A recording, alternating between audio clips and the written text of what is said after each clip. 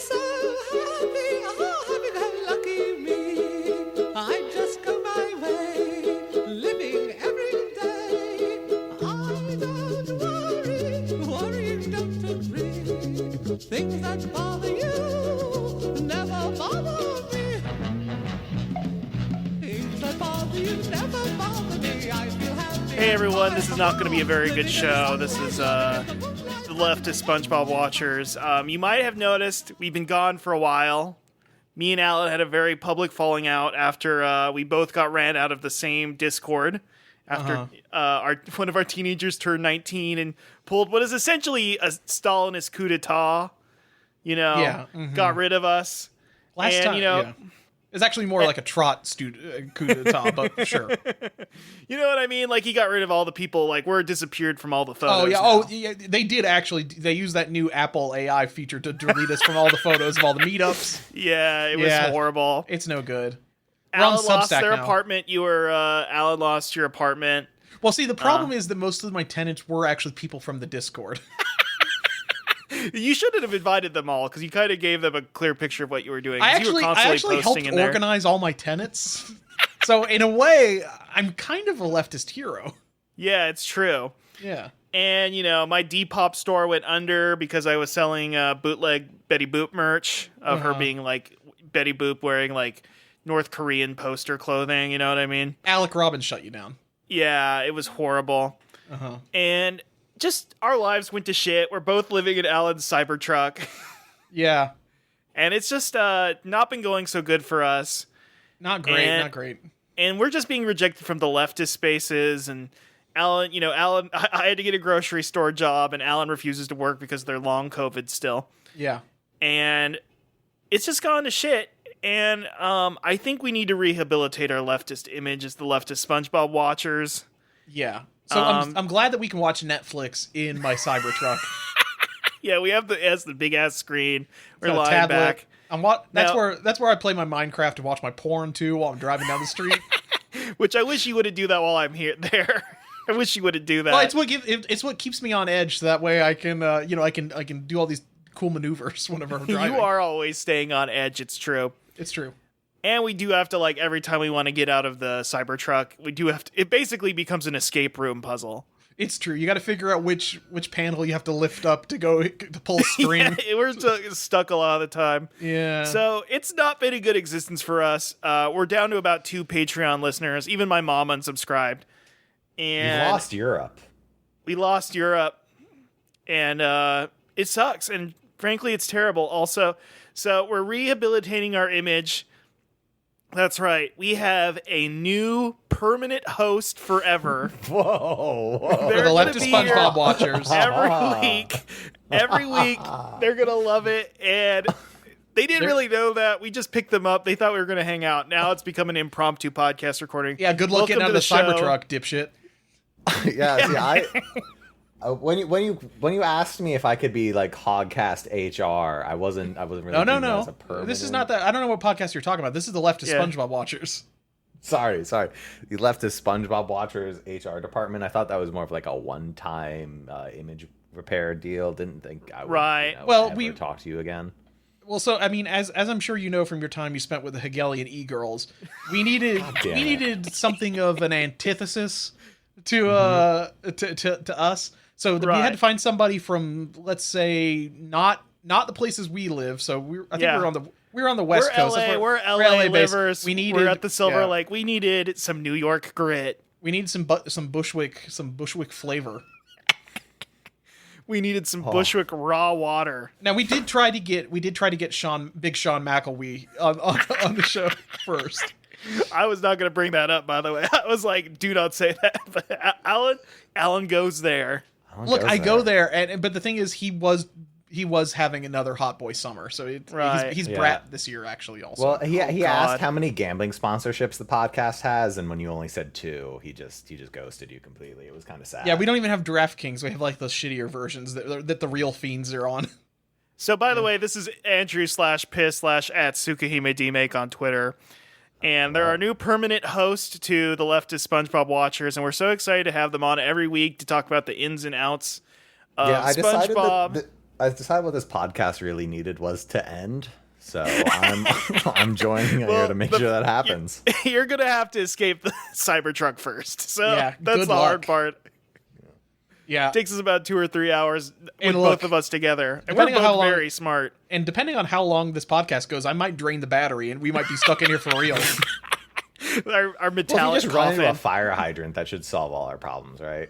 I mean, if living's one of your problems, yeah. I mean, for real. But yeah, so this is the Leftist SpongeBob Watchers. We're back after a long hiatus. I hope you're excited to talk about all these leftist SpongeBob themes. Because in many ways, as we talk about on every episode in length forever, a lot of times these kids' cartoons are actually a lot smarter than the adult television programs, okay? Yes. And all these times people are like, Game of Thrones. Yeah, it's a game for fucking children. SpongeBob, Yellow Square, well, red and yellow, Think Communist about it. Russia, USSR. So true. Piss, what's So your true. history with SpongeBob? When did you realize that it was important, like just culturally important, and that it was sharing a lot of themes that were teaching children that more and more every day we need to rise up against our oppressors, which are people who don't want us to vote? Uh-huh. Well, Russ, let me tell you, as a bit of a sports fan, I know that there's nothing more inherently leftist than liking sports, and SpongeBob being a main fixture of football and also basketball, where, you know, if you ever look up Larry Nance, a basketball player, dunking and then turning into an angry-looking Patrick Star, you know, that's... You know. But as I was saying before we started the podcast, up until about 2 hours ago, I didn't realize they were still making new SpongeBob. So I'm Right. just like all of us. We are all on our journeys. We're all in our struggle sessions. Well, you're in all these self-criting. big indie bookstores and Bushwick reading thick, New York, dusty, famously used... for still having independent bookstores. Yes, yeah. Independent bookstores like Borders, and which isn't even alive anymore either. Anyway, so you're reading all these dusty old tomes and beat up volumes and going to the bodega and getting chopped I'm cheese. sorry, and the what? the bodega. The bodega. Yeah. And you're reading these dusty tomes of communist literature. You know what I mean? Why did the Chinese Soviet state not turn out like it should have, or why did it turn out the way that it did? All these books. So you Yeah, probably it's very just don't important follow that you still SpongeBob. hedge. You still have to hedge all your opinions, Ross. That's a very important part of the podcast, so let's not forget that. very That's true. But We're decidedly left, but sometimes being left means listening to both sides. Look. So part of the reason why some people freaked out is that we have been campaigning for Kamala in my Cybertruck. We painted Brat green, and we've been driving around giving out people Tim Waltz white guy tacos. And I think people are not liking it, partially because of the food poisoning from the white guy tacos. But Right. Piss just showed me some great pictures of a delightful bodega. yeah, no, there's fantastic. This not looks to fun. dox This myself, cheese is- but a restaurant opened up like 3 blocks from me called Bodega, and it full on has like fucking boxes of cereal lining the walls and everything. It makes now me that's want really to cool. move. You want to move closer. This ain't this is real New York, brother. This is like, real the New ni- York. The I mean, nice this thing cheese about is None of chopped. this, none of this M&M store shit. The nice thing about living in Hell's Kitchen is that since like Midtown is a fucking nightmare, none of my friends ever want to come over, so it's like I don't have to worry about that ever. Like in that way, it's nice, and I never have to worry about running into anyone. But then I see the fucking, $12 hash brown bodega place. But And you see, this is why I'm so glad we're bi-coastal now, because people were usually just listening to our LA minutia about like how everything sucks here, and now we get the New York minutia about why everything Right. sucks there too. Yeah, And if you're an improv comedian from Chicago, please, you can join us too in the Cybertruck. So then you can complain about having to do Second City shows in Chicago or something, or whatever annoys you there. or like it's how your beach is just concrete for the lake or whatever. You can there's lots of stuff to complain about. Your nasty pizza, the concrete. Yeah. the concrete beach they all lay down on and act like big lizards. Very cool. I guess Alan likes You that know what part. I won't I do like complain that part. about? I mean, there's two things I like about Chicago. Yeah. Oh, go ahead. Go on. That's half of a leftist podcast is complaining. Please talk about Chicago some more. Oh, man I don't know cows from anything. there. Man The cows from bean? there. The bean? Man got the bean. Bean. Ooh, we do like the bean. I liked when they just like closed down half of the city to let them have a fucking NASCAR race there. That's pretty cool. That's cool. But what I won't complain about with New York and Russ, this is Alan's actually pretty good here, but this is when it comes to rehabilitating your image. Is it's really easy to get in New York. Seltzer, and that's why I've got What's 6 that? different cans of seltzer sitting in front of me right now from 4 different brands, including 3 that you can only get in New York, Russ. Oh, and I'm pretty sure my These are exclusive Wi-Fi is seltzers. Oh, the classic egg cream. No, this is a Howell's black cherry. They used to actually make a coffee flavor, and it tasted so bad that nobody ever drank it. But I liked it because it would just fucking get you hopped up. Oh, But yeah, I'm gonna be drinking these 6 seltzers, Ross, and I'm going to be set. And I'm telling you, I think you should get on the seltzer wave, Ross. I think if you're looking to get a, I drank a seltzer today. Okay, shit, listen. Tell me about this. Was it a polar? Was it? I had a generic Kroger brand. Cheap. okay. You're on the Freddy Kroger. Okay. Hey, what are you implying? That I'm a serial killer because I drink generic seltzer? And I never disliked seltzer, by the way. The argument fucking was, when was the last time Alan drank water from the tap?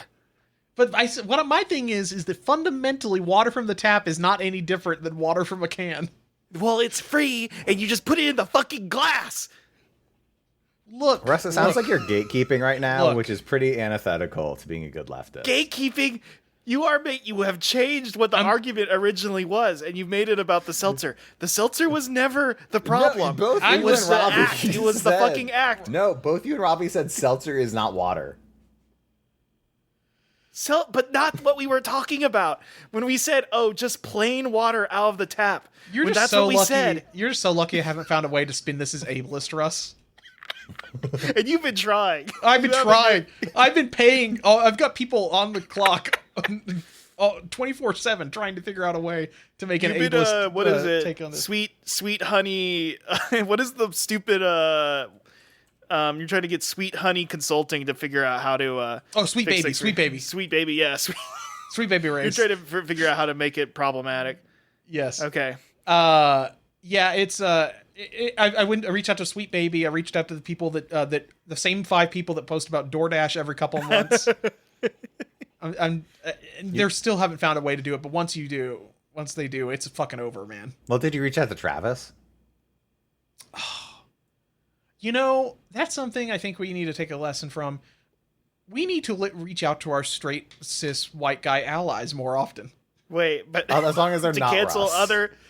As long as To it's cancel- not- To cancel you. Crabs in a bucket. We cancel- need y'all to understand how that feels for once. I'm no longer a straight cis ally. I have been designated a straight cis enemy. That's true. Enemy of the state. Should we talk about SpongeBob? Should we talk about SpongeBob Piss? Did you watch the new movie, the Sandy Cheeks I picture? saw it was in CG and got really confused. Have they been doing CG? Okay, what is the state yeah. of the SpongeBob? So yeah, we should give a State of the SpongeBob Union address right now. Yeah, exactly. 'cause Camp we love Coral's SpongeBob. dead. Camp Coral's dead. Camp Coral got viscerally murdered. So you might ask, what is Camp Coral? Camp Coral was like a prequel show where it's like they were kids and they were all at a summer camp where they met up and hang out as kids. Mm-hmm. And that was the original thing. It was like SpongeBob Babies in a Muppet. Right. And if you were to do this in a Muppet parlance, we'd And also. Piss, I know you're yeah. concerned, but I know you're concerned. They did introduce a stable time loop, so it is still in canon. Yes. They did make a job. They did work to make sure it stayed in canon, which is a real thing. So again, I haven't really watched SpongeBob since I was like 10, but aren't like Sandy and other characters of SpongeBob introduced once the show starts? So like, is Pearl in this show somehow? They fixed it. They did that. Yeah. Not a joke. Sandy from the future told Sandy from the past how to work around this. This is a real thing that happened. This is like Endless Yeah. 8 or something, I think. no, come on now. There is a new Haruhi better. book It's coming better out, though. than That's that. pretty awesome. That's pretty huge. This is kind of the new Haruhi book of SpongeBob because it's very centered around Sandy, who's a girl, like Haruhi is. Yeah. And Ladies, notice that Russ is distilling you down to your gender and nothing else. damn it, no. Russ is saying that you're like Haruhi. He was a monster. I don't know. Anyway, so to go on from there, then there's the Patrick Show, Yes. which is actually kind of good. We don't need to go. They had a nostalgia critic joke on there. We all know They that. made fun of Steven Universe one time. It was actually pretty funny. So is the Patrick Show just a show from Patrick's perspective, or do they make it like a fake talk show? So this is the thing. It's Because if it was a a semi fake talk show, I'd like kind of find that funny. So it's a little bit of a fake. It's more like a variety show. It's basically Okay. the Patrick Show kind of indulges more as like a parody of television in general. And it's a little bit more Ren and Stimpy. SpongeBob's a little more grounded sitcom. Patrick Show is a little bit more falsity and simulacra, to use leftist terms. Baudrillard, yeah. What is the superstructure? The superstructure, that's the superstructure is the Cybertruck, the biggest, strongest car. Yeah, that's And- what we're all inside. No, or is that the base? I don't know, because the base is really strong too. Is this The base are the tires. Now, Alan, Oh, sure. Russ, I know you're not going to understand this. Alan, would you say that the Patrick Star Show is a critique of the Krusty program? Yeah, that seems fair. I think that's pretty fair. Like Krusty the Clown from Simpson. Oh, Yeah, the wait, Krusty, no, isn't it Krusty Krab? It's Krusty Krab too. Yeah. Okay, good. Phew. Yeah. Yes.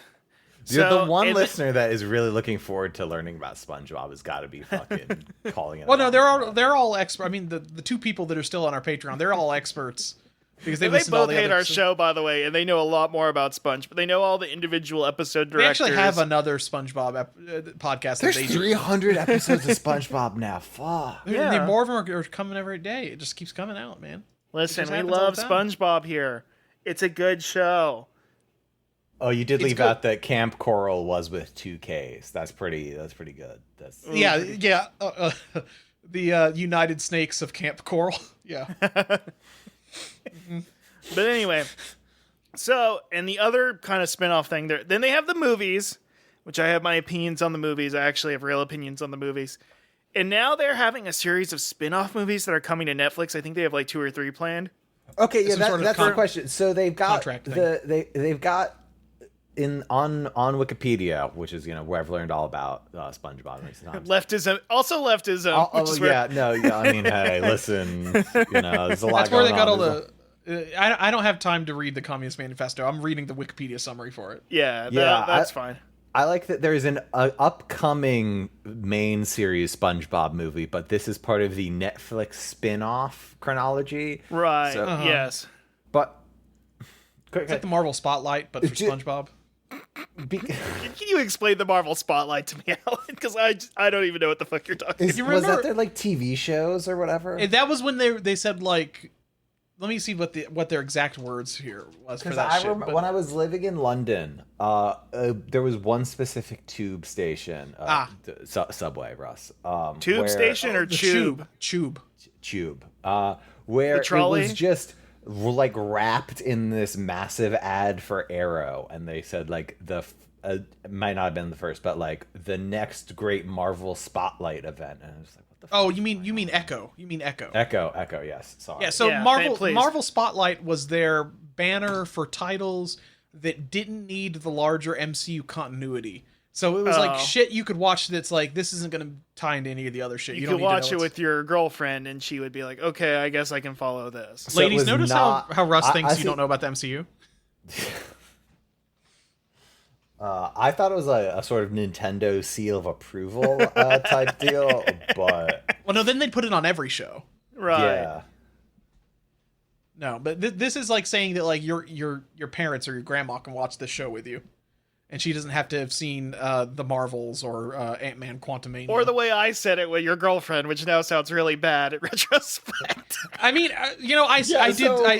I did so joke about that, but I mean, saying that your girlfriend is not familiar with the MCU is actually a compliment. That's So, true. That's, Yeah, but like See, once again, this is Thank you for allowing me to. Have I become the straight white ally again? At least Russ, that we're was an not ally calling move. you out. We're calling you in. Oh, Yeah. thank you. Yeah. I appreciate it. And you will be, paying your dues to Alan and I after Right. this. Yeah, I am our- counting up all the microaggressions that you're doing right now. I'm already paying dues to the DSA for something I've never attended a meeting for before. So Yeah. I'll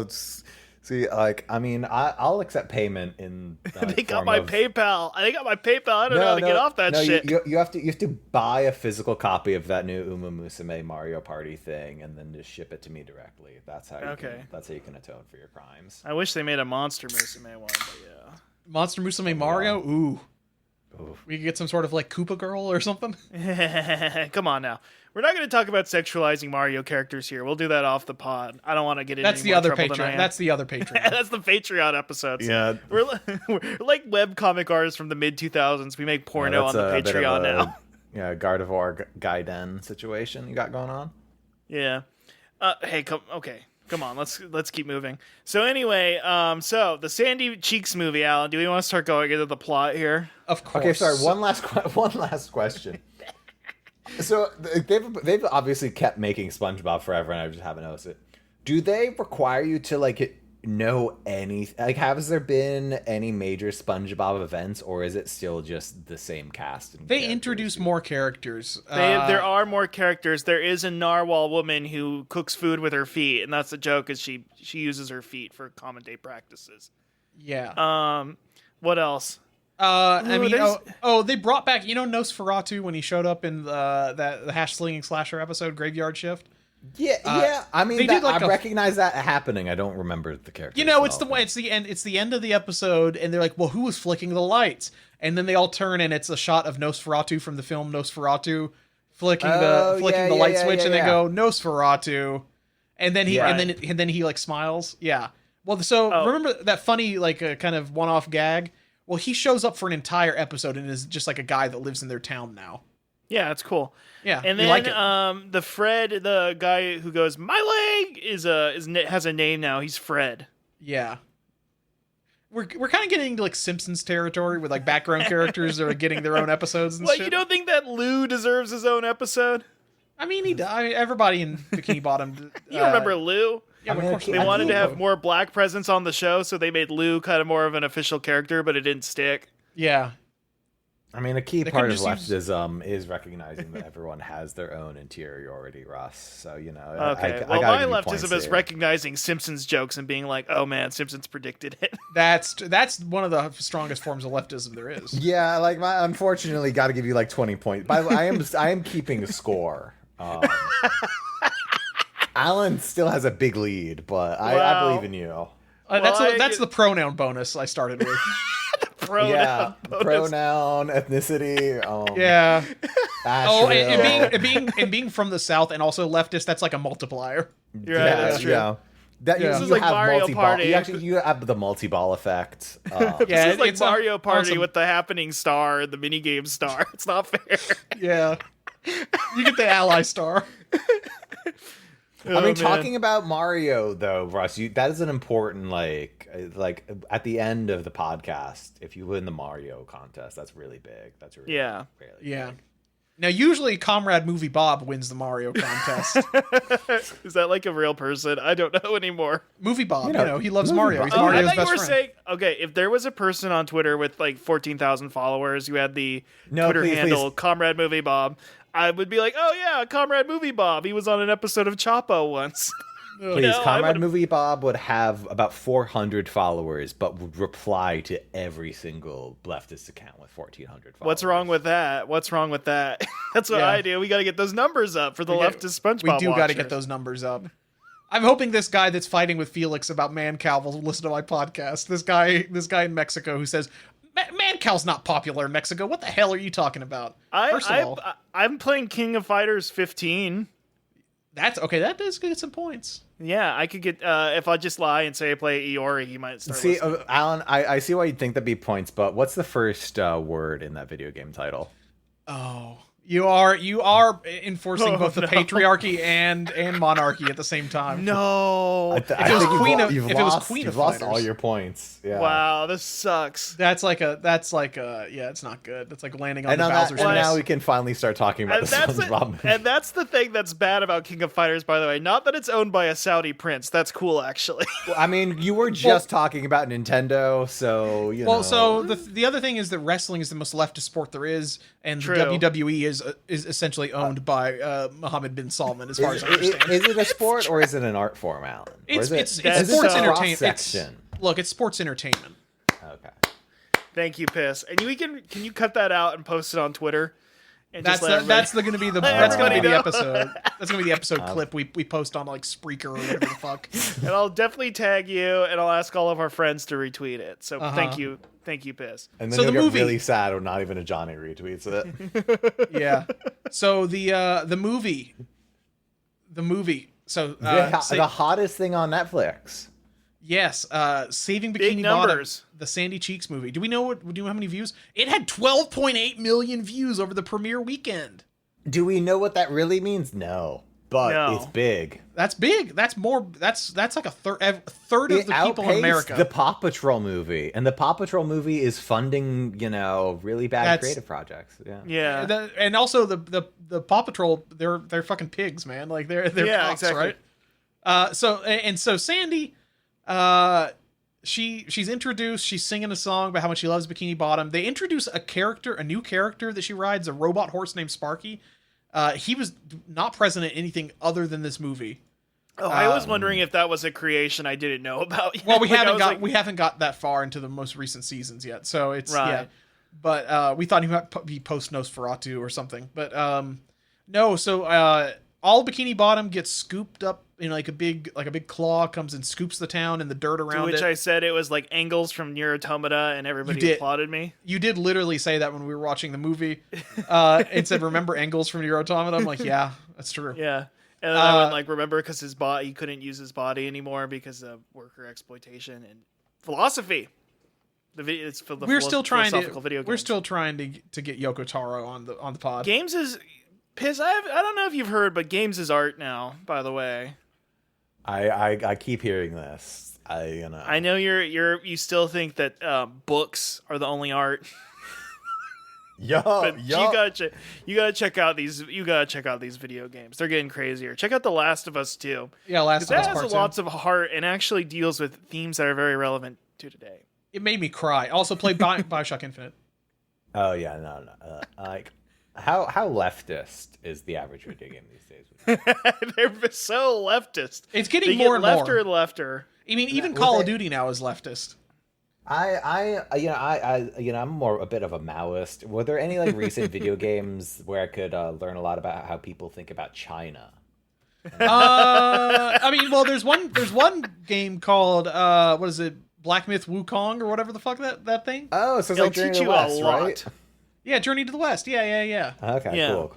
Which is kind of the kind of like the cherry tree and George Washington of Yeah, Son Goku was like the George Washington of China. I did not to not to reveal the podcast I listen to, but I did hear a man in his 40s go through the like.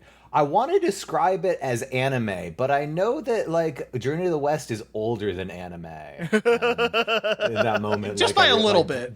Just by a little Brad bit. Shoemaker's entire world collapsing in on itself. Yeah, I mean What's- the Ming Dynasty was around the same time as like Astro Boy, I think, right? So yeah, Oh, when did yeah, Japan yeah. start doing those weird puppet shows with Golden Bat and stuff? Yeah. Probably a long time ago. Yeah. I mean, well, listen, the first anime, Dragon Ball, was a was a Journey to the West thing. So Yeah. That's where it all started with anime. So It's I also, agree. it's also the first time Journey to the West had been like recognized in about. nobody Right. never. Well, I mean, there was that, and then there was the oh god, what was that game that came out in like 2010? Russ's favorite game. The one that had the Oh, Ninja Theory, there's the Ninja Theory Enslaved, Odyssey to the Enslaved. Left. Yes. Do you guys remember what Honestly, the to the left.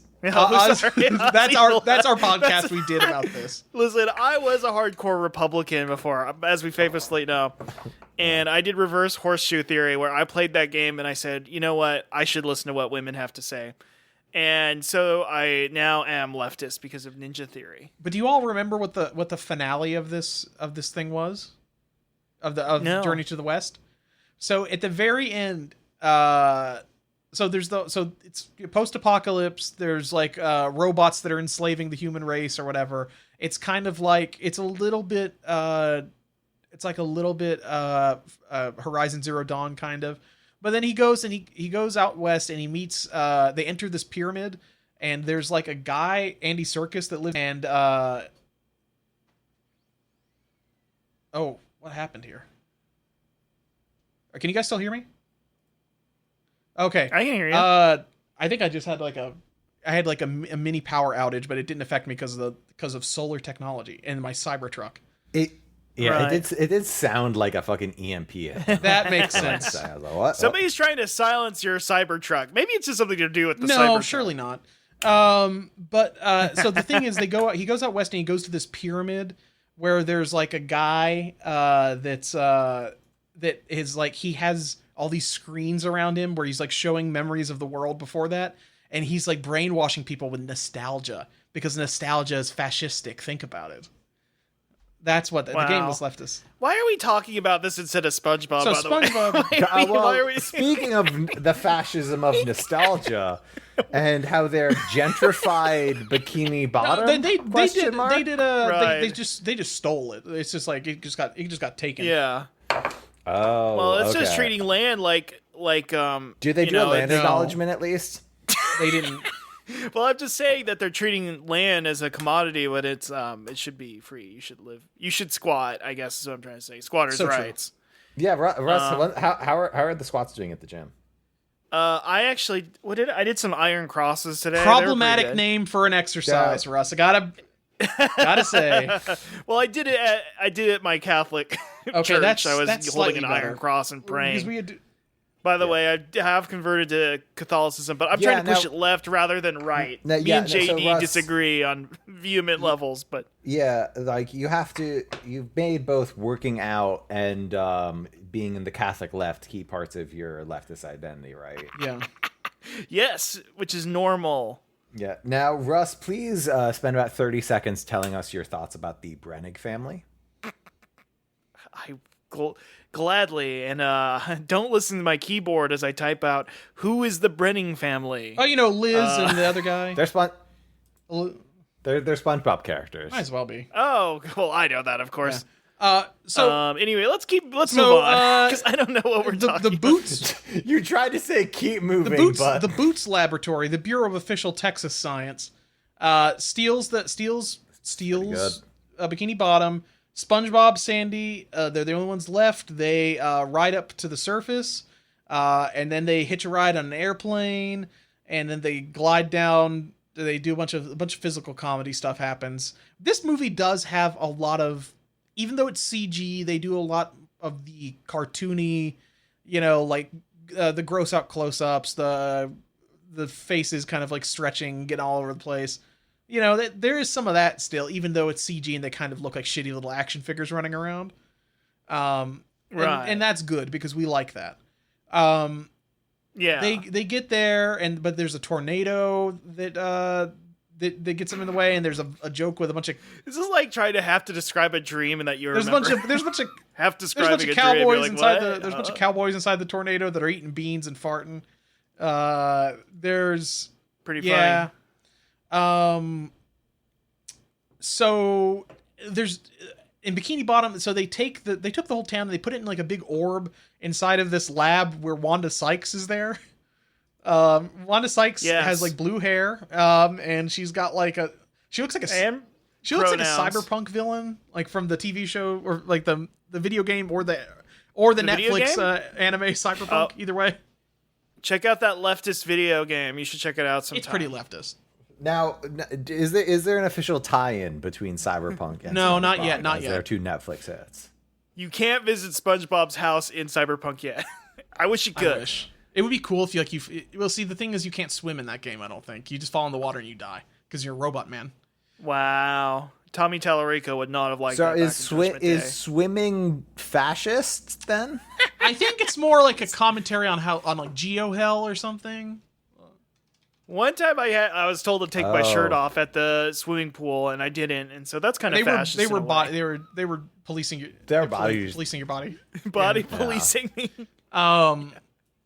Now, granted, Yeah, the Russ, T-shirt did say some really unfortunate stuff on it. Talking about abortion, you should really. You've got. Man. Well, when you were at the pool, you did say "my body, my choice" when you were talking about if you're going to keep your shirt on or not, right?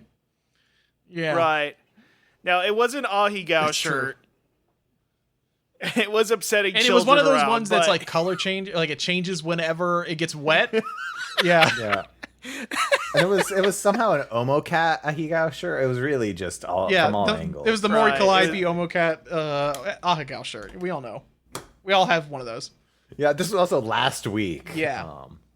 The sad part is I'd probably, like, out of kayfabe, I'd probably buy that shirt and Piss would get mad. Every time we would see Piss, we would be wearing that shirt is the thing. We'd be wearing the Mori Calliope shirt is the thing. Because it would be... I would never go to Asheville again. It's great. I'm going to buy one for everybody here. But SpongeBob and Sandy get in a fight with some rattlesnakes. And then she calls for her family, who is revealed are like a traveling circus act. And they're all fun. They're all doing flips and rolling around and stuff. And Now, when you say family... inherently fascist. Well, hold on. Mom, dad, 2.5 kids. Like, what are we talking about? It is a mom. It is a dad. It's a grandma. It's several, like 3 siblings. She has the younger twins and then the older brother Randy. And they all drive around in a station wagon. And with, And Sandy says to Randy, "Oh, you're out of prison." And he said they can't hold me there or something. So like prison abolition. And he said he also turned to the screen and said the Panopticon. We all live in a prison if you think about it. Society. Do they all speak in similar Southern accents? Yeah. Okay, excellent. They're from Texas, so you'd imagine so. Every single person from Texas sounds like that. So they all do that. There's a kind of you get the impression that like they kind of wish that Sandy stayed with them and was in the circus, but she just fucking loves science so much. And she just loves STEM so much. So back at the lab, Wanda Sykes explains her plan, which is to genetically modify all the people from Bikini Bottom into air breathers, and then to clone them to sell as toy pets. And the reason why is because when she was a kid, she had like fish and stuff that she would keep as pets, but she kept on killing them because you can't take them out of the water.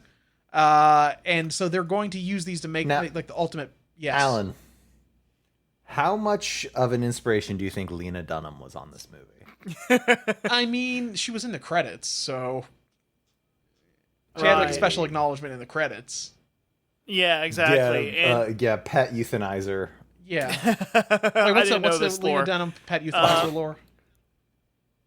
Oh, she just kept on adopting dogs from these shelters, and then they would die like a month later, and then was she like feeding them chocolate or something? Got blacklisted from a bunch of just completely just not taking care of them at all. And why are there multiple celebrities who got caught doing that? Why are there more than one? It's almost like people. They're almost like they're narcissists. You're telling me that what is Jonathan Van Ness from Queer Eye kept killing all those cats? That they're a narcissist? Come on. Allegedly, it's almost I like don't the know. Bourgeoisie aren't people or something. I don't get it. But anyway, maybe. No, that's not true because the bourgeoisie fund our Patreon, so that can't be true.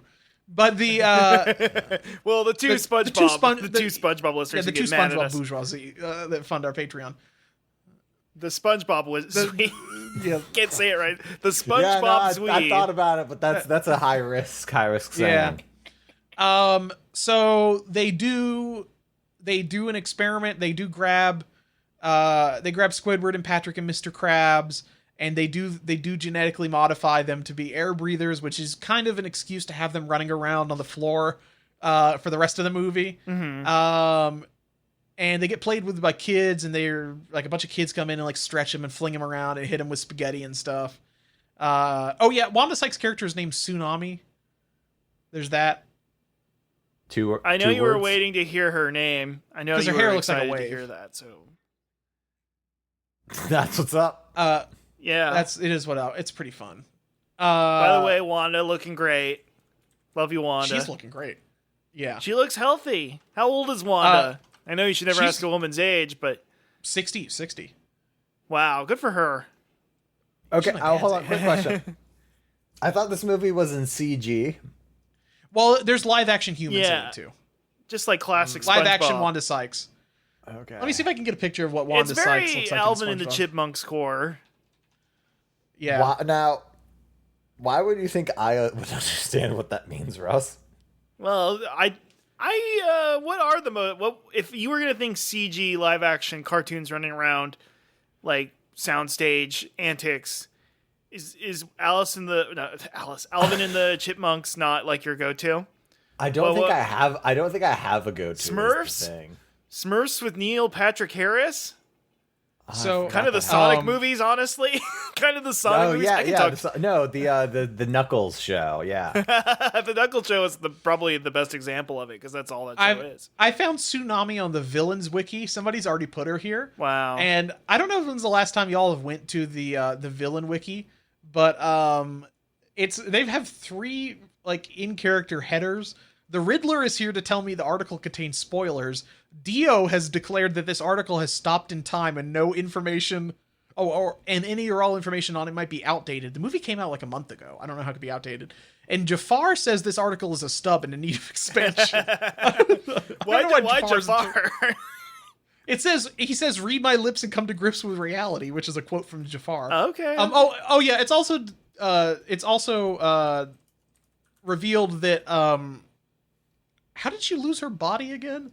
She's actually a cyborg. She was swimming in the Amazon and got bit by. Oh yeah, by piranhas. Piranhas ate her, and that piranhas don't really do that. But yeah, she is a cyborg. She's got a floating does the goldfish head. in her chest have a name? Well, so no, she does eventually like merge with a fish into some sort of Seaman type character. Right. Later on in the movie. Because her head is like kind of like a Futurama head. It just like plugs in. I don't want to harm the cause of leftism here when I say this, but this does legitimately look like degenerate art. Like this is what degenerate art actually is. As looking at this fucking Gestalt Wanda Sykes cyborg thing. Well, so the thing is, you didn't even get to see the flashbacks to her as a child, which had what I described to Russ as sub George Lopez show big head on child body graphics. And Awesome. my brain went, like the Love Guru? Like the Love Guru? The Love Guru used the same technology. Right. But this is sub that because they didn't even have a video of her head. It was like still pictures of her head that like they had like a live 2D of Wanda Sykes' head on like a child's body. Mm-hmm. But when that happens in Monogatari, we all love it. There's no tropical-esque homo wave dog strings in this movie. That's my problem with it. Yeah, that's fair. Yeah. But you know what? When I came away from this movie, I did say "cockot," and I wasn't laughing like a vampire. I'm saying this thing is shit. Sandy and SpongeBob eventually get to the lab. The cops start chasing down Sandy's family because Randy broke out of jail, and there's like a cop chase. They ride the tornadoes around and shit. So that all happens. But do they at any get to point the say lab. that just happened? No, there's no soy in this. It is pretty No soy. soyless. It is a little soyless, so I gotta respect that. Yeah, I do kind of respect that.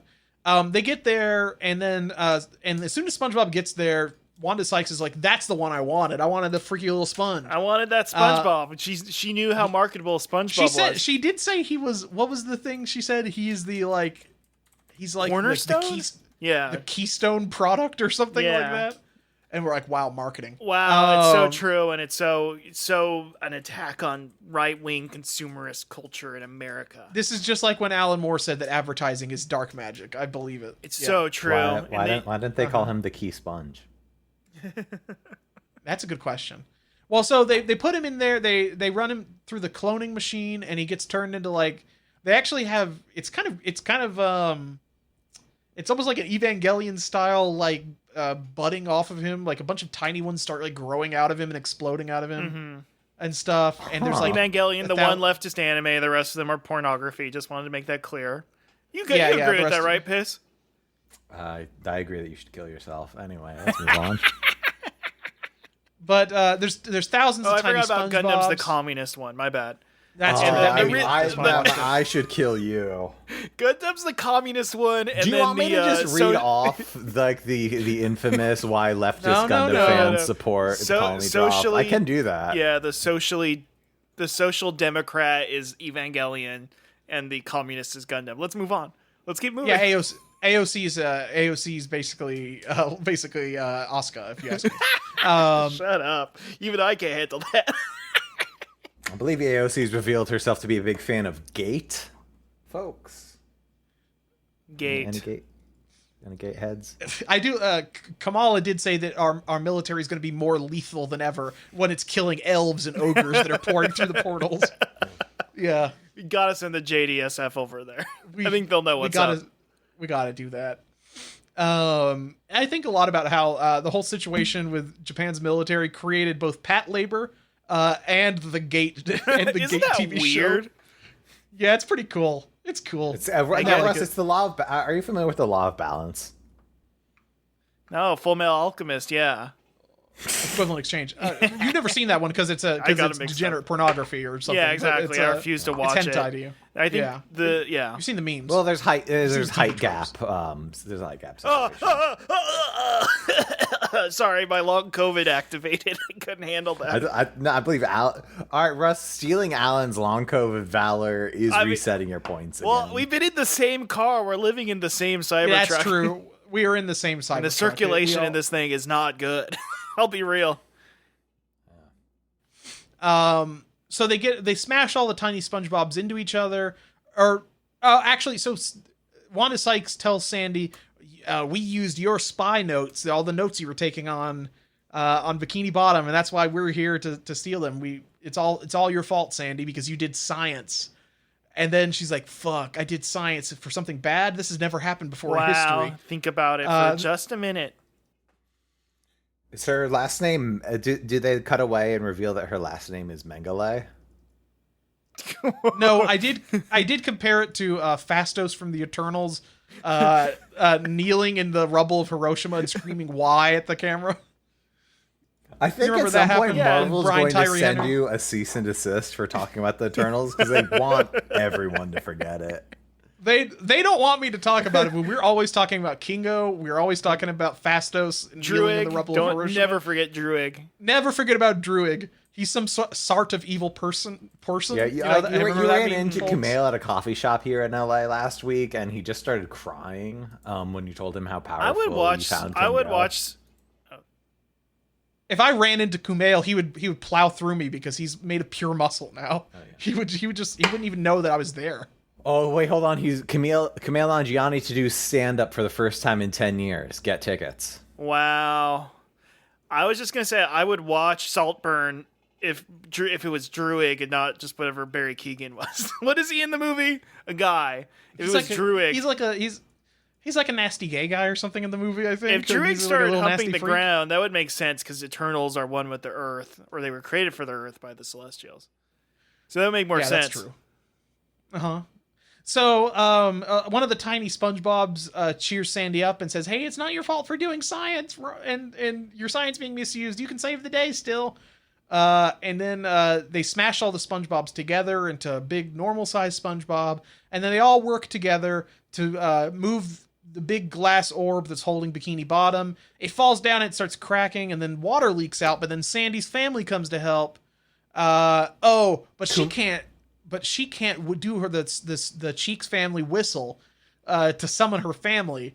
So SpongeBob does it because he learned how to do it from Randy earlier. It's a callback. Wow. And they all arrive and they help launch Bikini Bottom back into the ocean by doing some bullshit with like running electricity through the horse's ass, and he like rockets them back up in the air and they land in the ocean. And then Tsunami gets pushed into that big fish tank and her head gets stuck in the mouth of that big mutant fish. And she's happy because she's like, I get to be a fish now. I like this, actually. Yeah. Also, some transhumanist so everybody gets what they scenes. want in the end. So Yeah, true. yeah. It's basically exactly the same as Crimes of the Future. 100%. Basically. Exactly the same movie. She if you think she about does it. say surgery is the new sex, SpongeBob. Yeah. Kumail Haven't seen appears it to be yet, honestly. ducking New York on this tour. We've got 4 nights in Phoenix, LA, DC, Philadelphia, Atlanta, but no New York. Maybe he's going to do surprise set at Louis' Club. Wait, is Louis' Club there? Wait, I think so. which is the one? The comedy spaceship is that's Joe Rogan's comedy club. But that's in Houston. Russ, what are you doing Saturday, November 30th? Because he is in Seattle. Ooh! I gotta go see my friend Kingo. Wait, Can you do the finger guns at him? Like, look, I'm doing Kingo moves too. yeah, I'm gonna point could you imagine guns- being the guns at him. first person to heckle Kumail about Kingo? He might cry. He might just walk off Yeah. stage. It's so funny because he's gonna be still ripped. He'll be fucking buff as shit, but Well, no. He's gonna have that like sad, like you still obviously have a lot of muscle, but like your skin is going to shit. Like sad Right. He's not going on to he's him. not dehydrated anymore. Yeah. oh god, he's eaten like Yeah. carb for the first time in 10 years. Got fooled. He ate a mozzarella stick. Yeah. His body rejected it. I think they were doing a humiliation ritual to Kumail because they did make him pretend to be Indian even though he's Pakistani. Like they remember when they did that in the movie? They made him a Bollywood guy. Yeah, it's so weird. Yeah. It's what was going on there, man? Cool movie. Hollywood loves just being like, all right, all Arab characters have to be played by Indians, all Pakistani characters are played by Arabs, and all all Pakistanis play Indian characters. It's really fucked up. Mm-hmm. They're doing that with the Yeah, One it's Piece cool. show. I mean, hey, well, look, we're not doing that. We're not making Fisher Stevens play them anymore. So it's progress, baby. yeah. So it's good. And yeah, actually, Russ, a key thing about leftism is just saying like, things are pretty good. Yeah, it's about, good it's now. about, It's better. it's about progress, and as long as I can buy my treats, everything's good. Which reminds me, well, first I guess we should do. I hear some sweeping, at the door. I think one of our friends is here to visit us. Yes. So some podcasts might have a visitor who is a bad character from the Star Wars franchise. Maybe like Watto, Someone say disgusting. a thinly veiled anti-Semitic trope character. What are you talking about? I don't know what you're saying. He's bad because he's a small business owner. But no, so I yeah, thought he's a small business is the tyrant. truest form of leftism. Yeah. Maybe. Sometimes if it's pastoral, but if it's, junk trading on Tatooine, I don't know. That's Yeah, tough. well, also slaves. Well, we don't need to go in on that. So anyway, this is the opposite. This is a different character. And Alan, if one of us were quiet for a minute, who would it be? Because we never talked about this. Oh yeah, I think I'm gonna try and plug in some stuff over here into the. I can see if I can plug in my mini fridge into the outlet in the back of the Cybertruck real quick. Okay, sounds good. Because I've got to get cool down this beverage real quick. But yeah, let's let this guy. I'll roll down the window so you can talk to this guy. Okay, I'm not gonna be able to roll down all the way. Not enough for anybody to get out, but I can kind of manually crank it down. Piss, a little don't try bit. to put your arm out because sometimes it does slam back up and cut stuff It might, off. yeah. It's like a guillotine, which is leftist, so I like it. Yeah.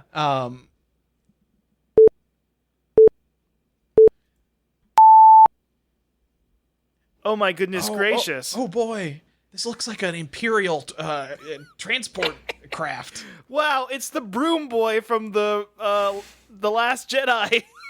Yep, it's me. You're Look at looking I'm doing the fucking trick, ripped, making the broom man. move. You look That's so right. good. You're on that Disney juice. They gave me that Kingo juice. You've got like a They gave you triangle the- dick muscle. That's crazy. It's I got the cum gutters now. So, They're doing a Broom Boy sequel. did you know On that Disney all the Plus. stuff that you thought was a legend from way before, like the Jedi, only went away like 10 or 20 years before you were born? Yeah, it's like history. Like it's like It's not a legend. It's not a legend. It's real, and I'm part of it. It's a living tapestry. Well, I'm just saying it'd be like me saying like 9/11 didn't happen or something. It's very strange. Why are you like that, Broom Boy? Well, you know, I live on this planet. I lived on the casino planet. Your you know, your whimsical ass needs to shut the I didn't fuck have up. any- Get the I didn't fuck have any out of here. internet I there. hate your ass. Sorry, I got Oh, pissed and I man. made Broom Boy go away. I'm sorry, Piss. I mean, you just got jealous of his gains. I understand. Yeah, he's like he It's was like true. so shredded. The other thing is that we could have used that broom to pry open the window enough to we get out.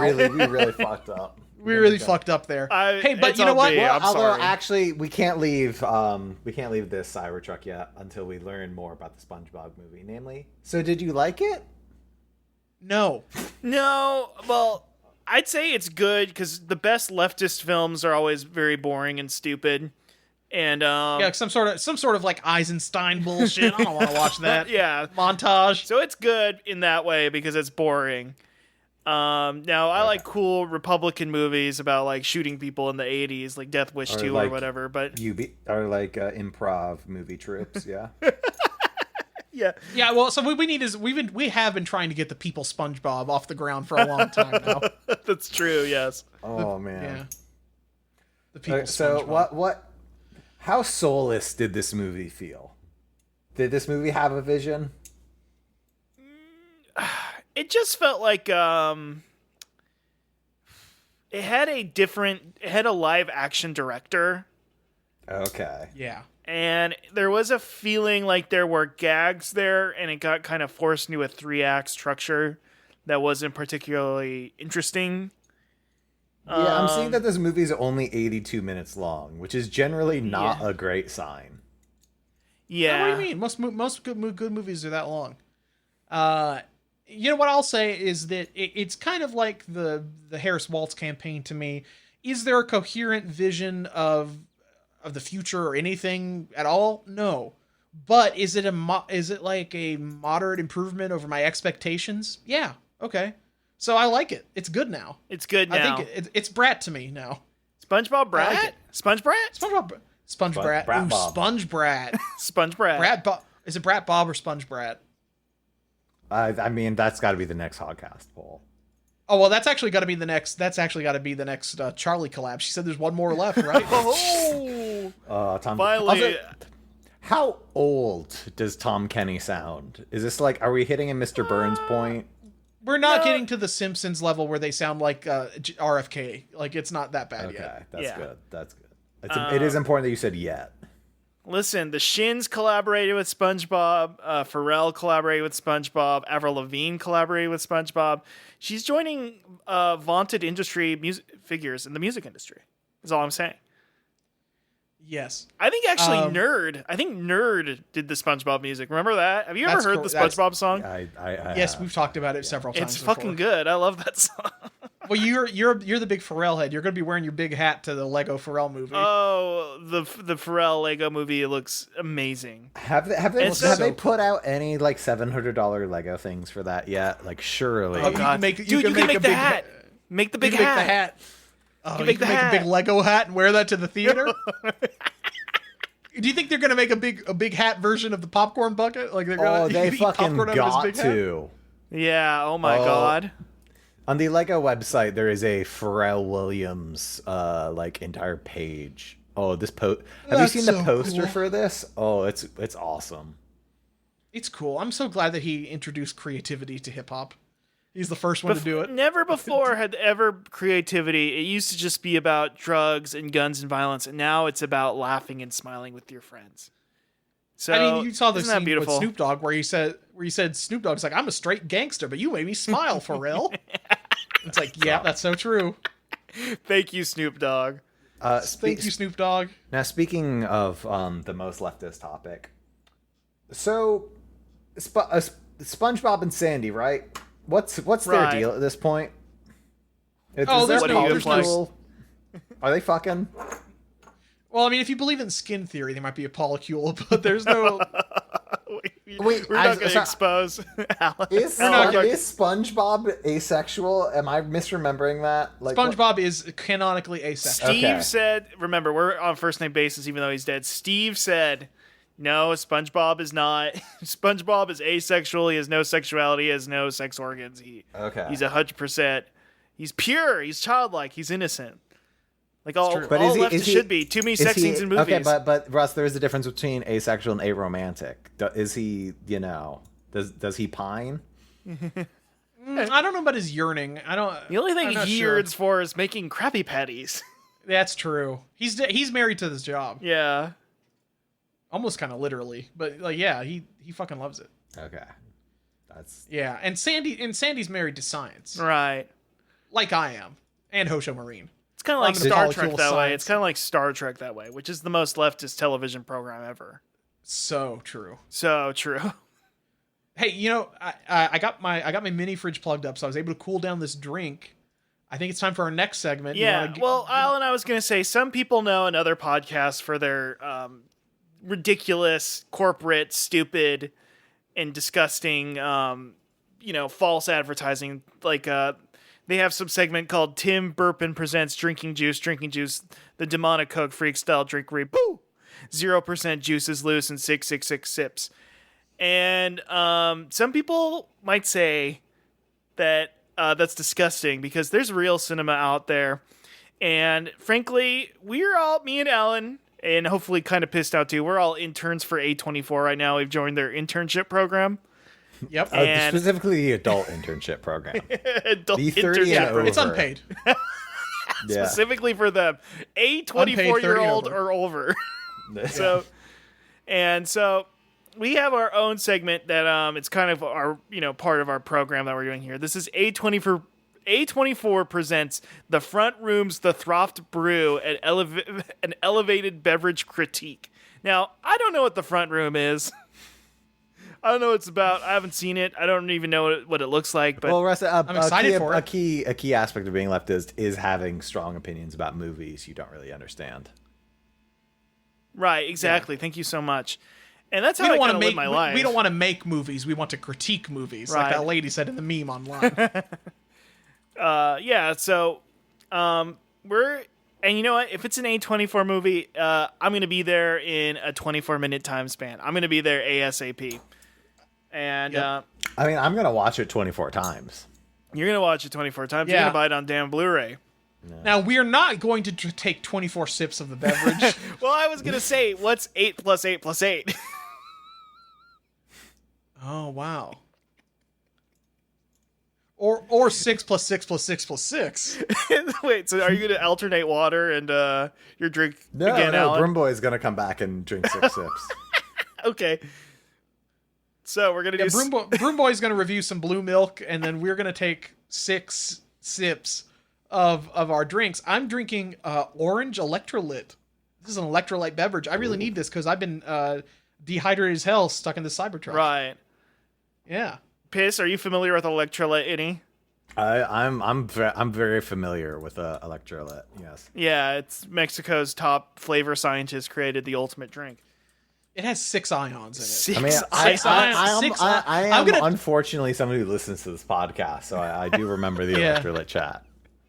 Now, you know what? I'm going to see if I can try and pick out which ion in each sip.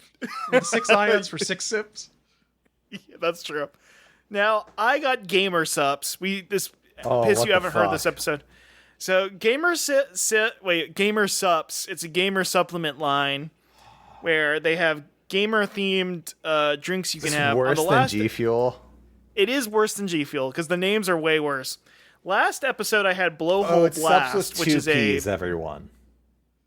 Okay.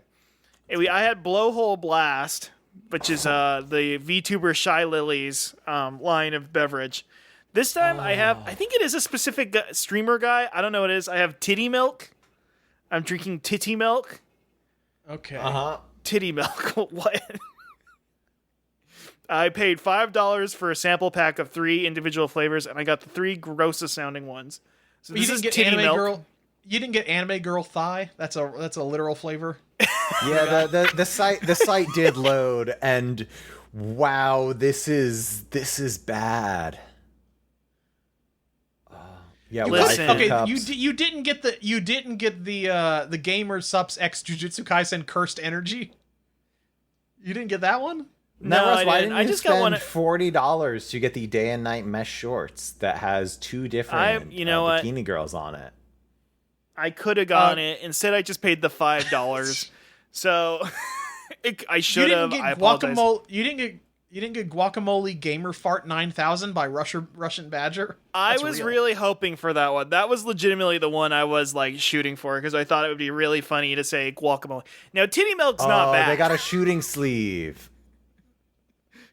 What's a shoot? Oh wait, The gaming Shibuya sleeve. You know, like Kaho's the got her NBA own players, drink? they'll wear like the mesh sleeve. They've got that, and it's Oh, wow. boob girl. oh like the cool glove. Yeah. Okay, you can drink incel tears. That's cool. That's cool. That's cool. We like Oh, it. I love that's they've got some Sakimi-chan stylings to that in Cell Tears. Okay, this shit looks deep fried as hell. Yeah, okay. They got one that's called Lean, and they had to edit the. Oh, this is the one they got cease and desist from Joe Brandon on, because it says Lean, and then there's a picture of Joe Biden, but they had to put Groucho glasses on him to disguise. That's so epic. That's so fucking epic and exciting. They do credit the artists who draw these, and I wish they didn't. I wish I didn't see how many. Because you're probably friends with a lot of them. Yeah, I wish I didn't see how many people I know followed these accounts. Oh, so the Titty Milk is a collaboration with Jay Schlatt. Now, Jay Schlatt, who's that? He's Jay Schlatt. I have You know, Jay Schlatt. 7 people I know follow this person, whoever they are. He looks like a more corporate friendly version of Patrick from Podcast About List. One of them is Stav, and one of them is Anthony Fontano. So that's who boy. Why did I say Fantano like that? Well, after But, you just love the reviews. or whatever. Yeah. Hey, come on now. Listen, I give Anthony Fantano a light 7 or a high 6. Am I right, folks? Yeah. Russ, I think get you should. Russ, I think you should buy the Grandma's Ashes meme. No, come on now. I'm not gonna pay That's money it. for this. You just did. Yeah, $5 for the 3 sample pack for my podcast. That's a good investment. That's a pound and That's a a half dollar bargain pound- or whatever. Dollar pound bargain. I got my. I'm just kind of mad. I'm just kind of mad you didn't get the Shibuya Kaho flavored. I do. one. I wish I got the guacamole fart, and they have like 3 flavors. Yeah. Anyway, Piss. What did you get to drink? So I've already drank 3 of my 6 seltzers. I'm gonna open up my Waterloo Wait, were blackberry you gonna drink lemonade. 6 big like 6 whole seltzers and then review them all? I mean, I'm not gonna be able to drink these next 3 like very soon, but the Hal's Lime, pretty good. It's classic for a reason. I miss the coffee flavor. That tastes like dog shit. Waterloo Black Cherry, a pretty solid black cherry. It's no polar black cherry, but few things are. And Polar Black Cherry. I'm just gonna say these reviews aren't official because you did do the 6 sip challenge, but I'm glad Yeah. you're sharing. I The- thought They don't count. but that's not an The, official review. Yeah, the Adirondack lemon lime, kind of bad. I'm gonna be honest. I only bought that one because I knew I was gonna be on here and wanted to get as many different seltzers as possible. But for like the cheap seltzer, it was pretty solid. And now, yeah, my Waterloo blackberry lemonade. I'm ready to sip. Is that, Interesting. are you gonna sip on that? Is that 6 sips? Okay. Yeah. This is not my review, but have you seen the Rambler sparkling waters? Have you seen those before? Yeah. It's Texas I've never actually had Texas them, though. limestone filtered. They started carrying these at Ingles recently, and oh, by the way, I have Ingles stuff delivered to me in California. I have it shipped in from North Carolina. Yeah, but I I've mean, been really liking their leftism is remembering your homeland. That's true. Sure. That's respetto. That's respetto to me. But they have a Satsuma one, pretty good. Ooh. Pretty good. Now I love a Satsuma. Yeah. I've seen these. I've never actually like seen them in person though. They're pretty good. I mean, they're reasonably priced. They're not like They're not like some of the more expensive public seltzers that I've been seeing around, but anyway.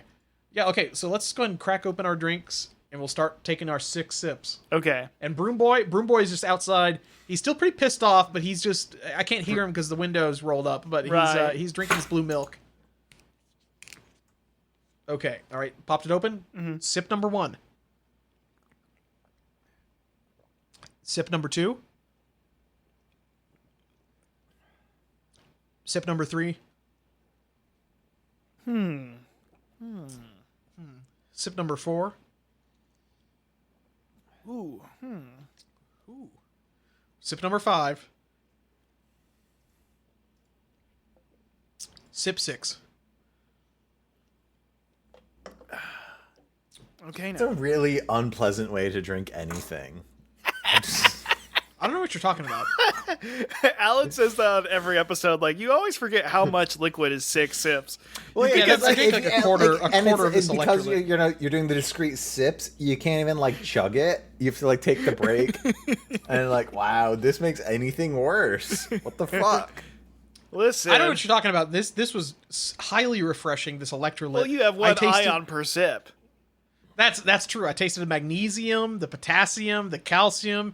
That's only 3. I don't know where the other ones are, but the Sounds like they've sold you a bill. Oh of no! Wait, goods. no, hold on.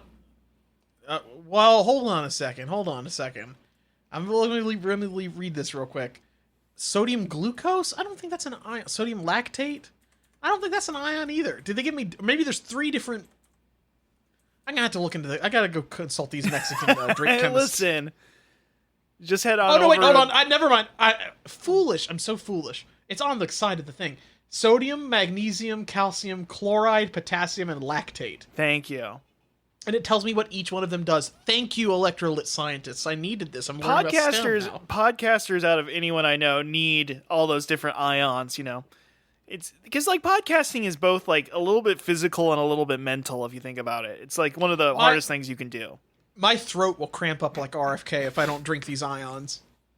And my Need bloodlust these. to kill animals will activate like RFK if I don't drink enough water. Your frenzy meter goes like through the roof. Tell me about this this fucking gamer piss, whatever you drank. Titty milk. I did drink Titty milk. Jay Schlatt's titty milk. I wasn't sure what flavor it was. It That's just kind of tastes like it's kind of just generic chemical sweet. Let me look up. I have the page open here. Let me look up.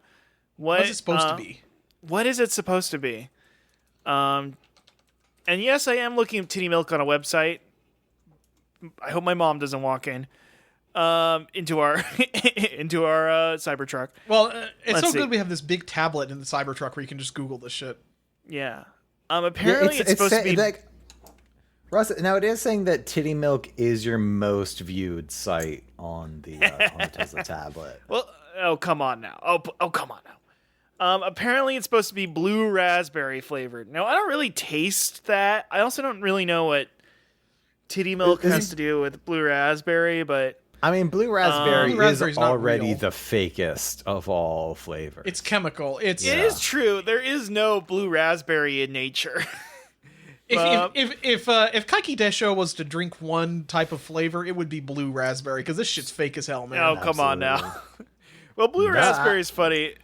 Now, Russ, Monogatari's again, leftist, by the way. yeah, Kaiki especially is a leftist character. Please never disrespect him again. You've lost all your please never- points. You. I'm gonna have to edit out the podcast, but Russ did say that the real thing is worth more than the perfect fake, Wow. and I can't abide by that. Oh no. Yeah, he also said he really likes Nadeko's new haircut. It's really Come upsetting. on now. Stop saying Now stop she putting does look words like in my damn she mouth. does look like a Hegelian e-girl with that haircut, so I gotta give her that. You're gonna piss off. They're gonna hang up from this Discord call. I mean, Am I wrong? Am I wrong?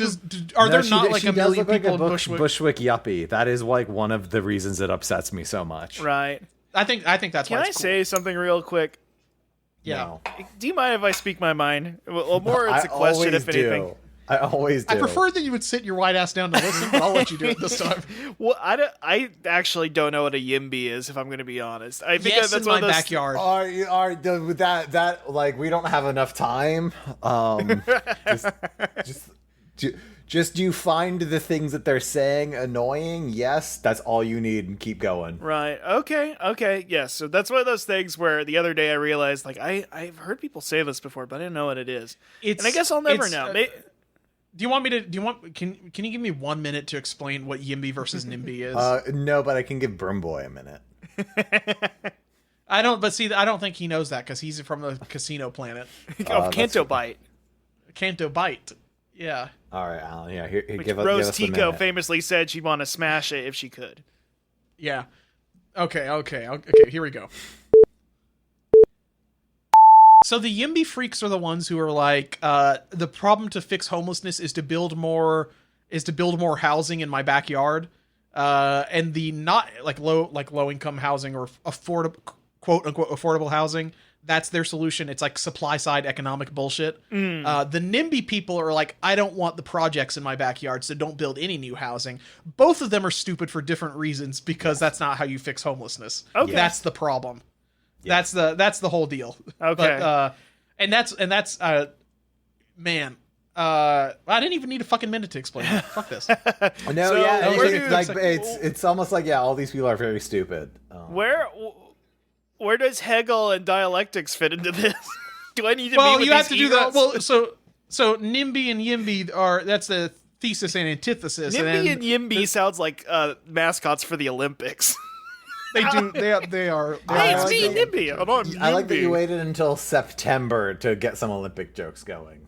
Listen. We talked about the guy getting his dick stuck on the thing. And Yeah. we talked about the beautiful woman that's the French mascot logo. Yes. Oh, yeah. The French Olympics logo. All I'll say is this, Piss, is that I don't really care about the Olympics, but I do care a lot about Olympics mascots. Way more, like, that's an all-year Yes. discussion for me. I'm way more concerned about Izzy you than should the be talking about 1988 Olympics in Russ, Atlanta. I hate to tell you this. This is pretty anti-leftist of you because the Olympics are, of course, I don't know if you know this, but nationalism is bad, and the Olympics were made as a part of national chauvinism. So by liking the mascot, you are basically doing nationalism. You are a proud boy. Yeah. But liking sports is bad, too. What else? What do I like? liking sports is good. Leftist Liking sports is is sports good. now. Sports is Okay, leftist. so I'm just gonna venerate the Phoenix Suns gorilla like I did. Always yes, have. that's that. I mean, that'll make you sad in a different way, but that's leftist. Hey, Piss, Yeah. you agree that the Phoenix Suns gorilla is the best NBA mascot? I mean, there's only like 5 NBA mascots I can think of, and so yeah, I don't like the Heat one. He creeps me Yeah. out. everything. Don't about like the mascot. Bulls. I don't like the. What's the Heat? Benny the What's the Heat Bull is mascot? washed. The Nuggets mascot is ugh. Oh, Oh. Bernie. Oh, you're not a Bernie bro? You don't like Bernie from the Heat? You're not a Bernie bro? No, I do not like Bernie. He creeps me out. I don't like him. He's just unpleasant Russ to look is at. enough of a leftist to view Bernie as Russ views Bernie as controlled opposition. Oh, yeah. It turns out that the Heat mascot's also pro Israel for some weird reason. He's still sending them For weapons. real, though. Yeah. Well, he views Israel as like a Cuba analog.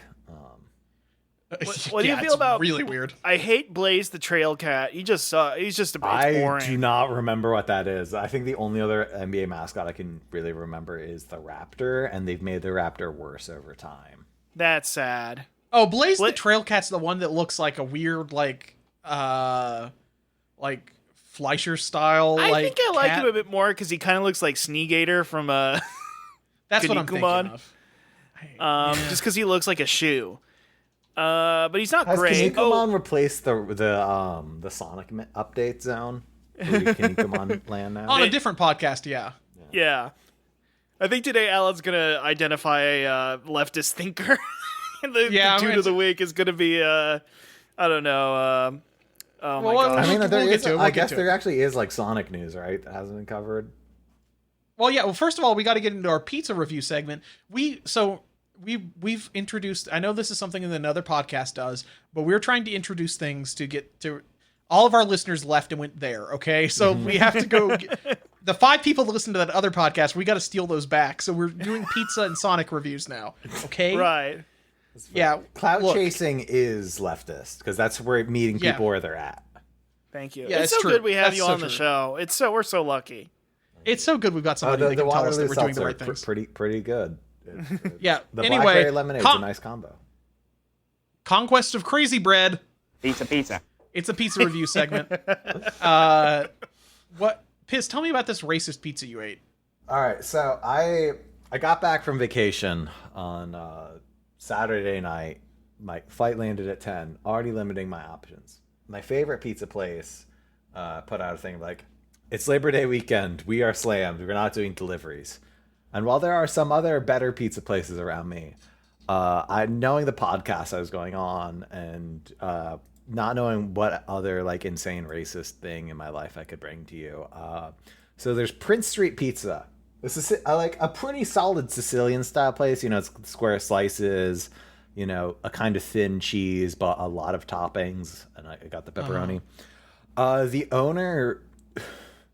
And like Prince Street, since this incident, because this is America, has become like a nationwide franchise. Like there's a couple in California, there's one in Chicago, a couple in Florida, but the owner just can't stop being racist on Yelp, which I love that that's never stopped. I love that like this person is racist on Yelp has been with us since we were like teenagers, right? And they just have never stopped. You think that like the other apps like the Next Door or something would siphon that off, but no, they can post racism anywhere. It's beautiful. And like in a way. I gotta say this guy was really on the on the bleeding edge. He predicted the Trump China panic, because the things he was calling the Asian people that were trying to go eat at his pizza place, I'm not gonna say them out loud. They're pretty fucked up. Well, it's okay because this is a leftist podcast and we're critiquing them. So just say them. Just say them out loud. Say the slurs. Say them. So do that. Do it right now, Piss. Do it. Say it. So this is Prince Street Pizza you're talking about, Yeah, right? Prince Street Pizza. Yeah. I'm seeing that it's got a great Yelp score though. Oh, how high is it? It's 4.3. I guess that's not that great. How Well, and high it is a thing of No. if you go there in person, it is a celeb spot. So you will see lots of pictures of like Really? I think like there's a Kim Kardashian one, Whoa. Big Sean. Then there's what's the man's name? Can't remember. It sounds like all celebrities Ricky with their Gervais. own... Yeah. Oh, God. It it's sounds like all the a celebrities lot who of have a lot of real cool guys and girls are there. Well, I was going to say, they sound like all the celebrities that have their own vanity alcohol. Yeah. Does Ricky Gervais have a vanity alcohol? I'm sure he does. Oh, he should. Oh, yeah, of course. Yeah. But I'm not The seeing invention anything. of- We'll find out. He should have a beer called the Invention of Rye-ing. Sure. I guess. Oh. So it turns out that in 2021, the Prince Street Pizza guy stepped down. Okay, so But I'm not seeing some of the really. things he said. just I'm seeing some publicly, of the he things just he said. stepped down publicly, and there was this like, Wow. he's gonna keep his ownership stake, but he's not gonna go out in public anymore for us. It's so cool. He gets to retire, basically, is the job. Yeah, that's the thing. Frank Morano. That's Frank Morano. There's a really demonic picture of him pouring. It's giving like RFK energy, honestly. He looks like he's some sort of goblin. Yeah, Mad respect to the Real- Italian language and the names it produces, because Frank Morano is a very funny name. Ooh, man, I'm seeing some of the stuff in the New York Post did not censor the slurs he said to these people. And, Well, yeah, boy, it's a oh, leftist man. critique, which is to say that Piss can say it now. So say it, Piss. You should say those words. Oh, no, hold on. He did call one a punk hillbilly and another one a communist scumbag. Wow. You're on the shit list now. You're on the shit list now. That's truly the worst things he was saying. And I mean, again, the way that you defeat fascism, Russ, is you do buy their pizzas. You do still have to go. Right, But, because you put Hey, you vote with no your ethical dollar, and consumption. you vote with $1, and you say make this pizza more If left. anything, So by using the like free the free pizza coupon, the slice, the pizza restaurant specific delivery app gave me, that didn't cover the full pizza, but did make it like a third of the cost. That that was sticking it to the man. Yeah. You hit his margin. Tech leftism. That's basically doing BDS to him. Oh yeah.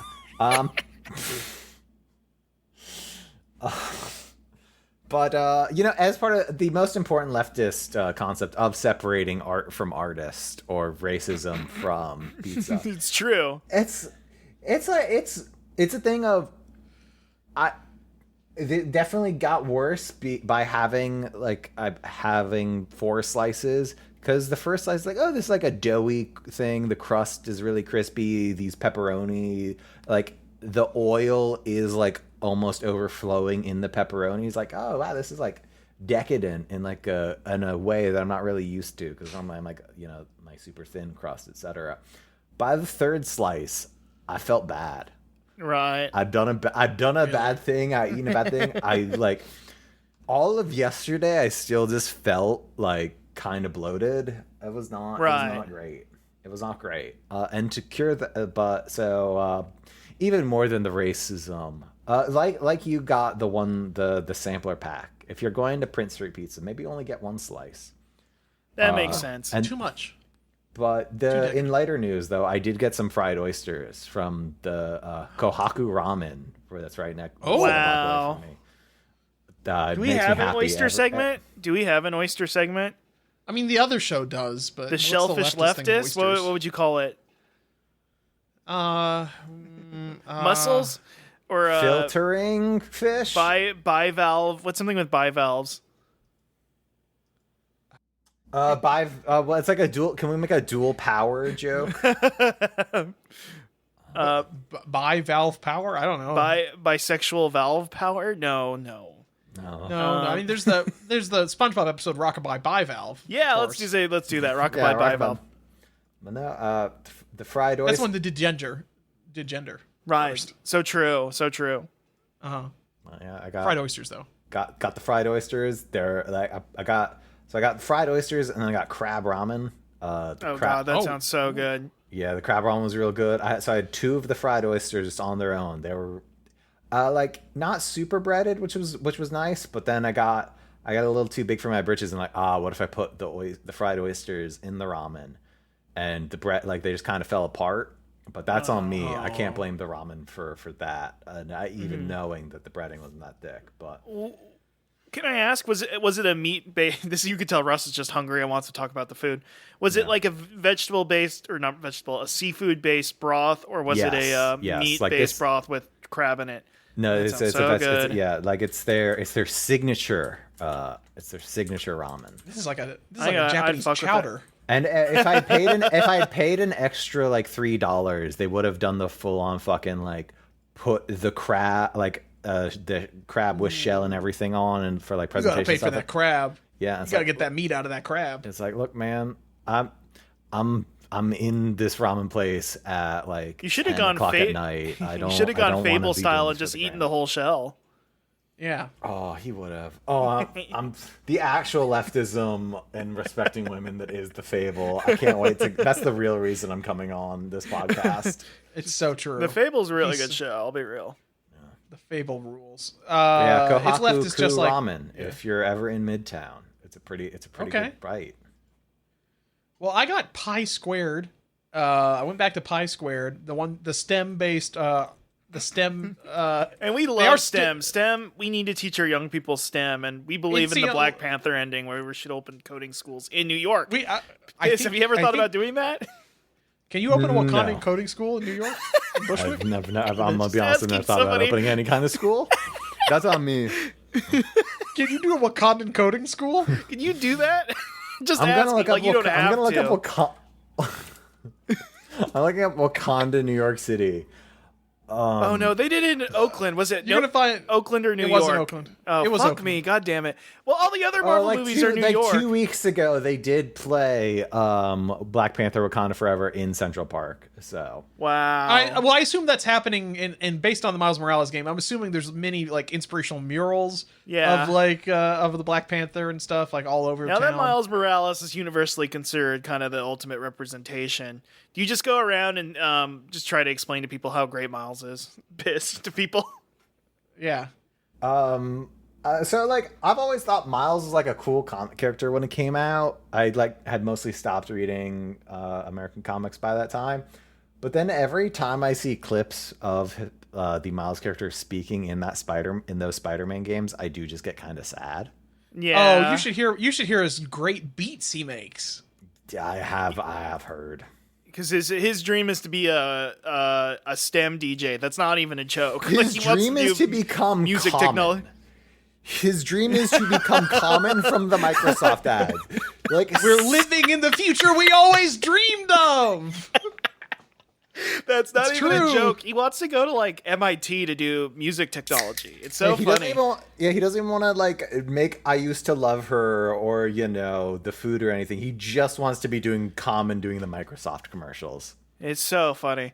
Listen, I for a decade was like, well, Miles is cool because people on the internet told me it was cool. And then I messaged Alan like, man, I think Miles sucks because I'm playing this video game and I hate him.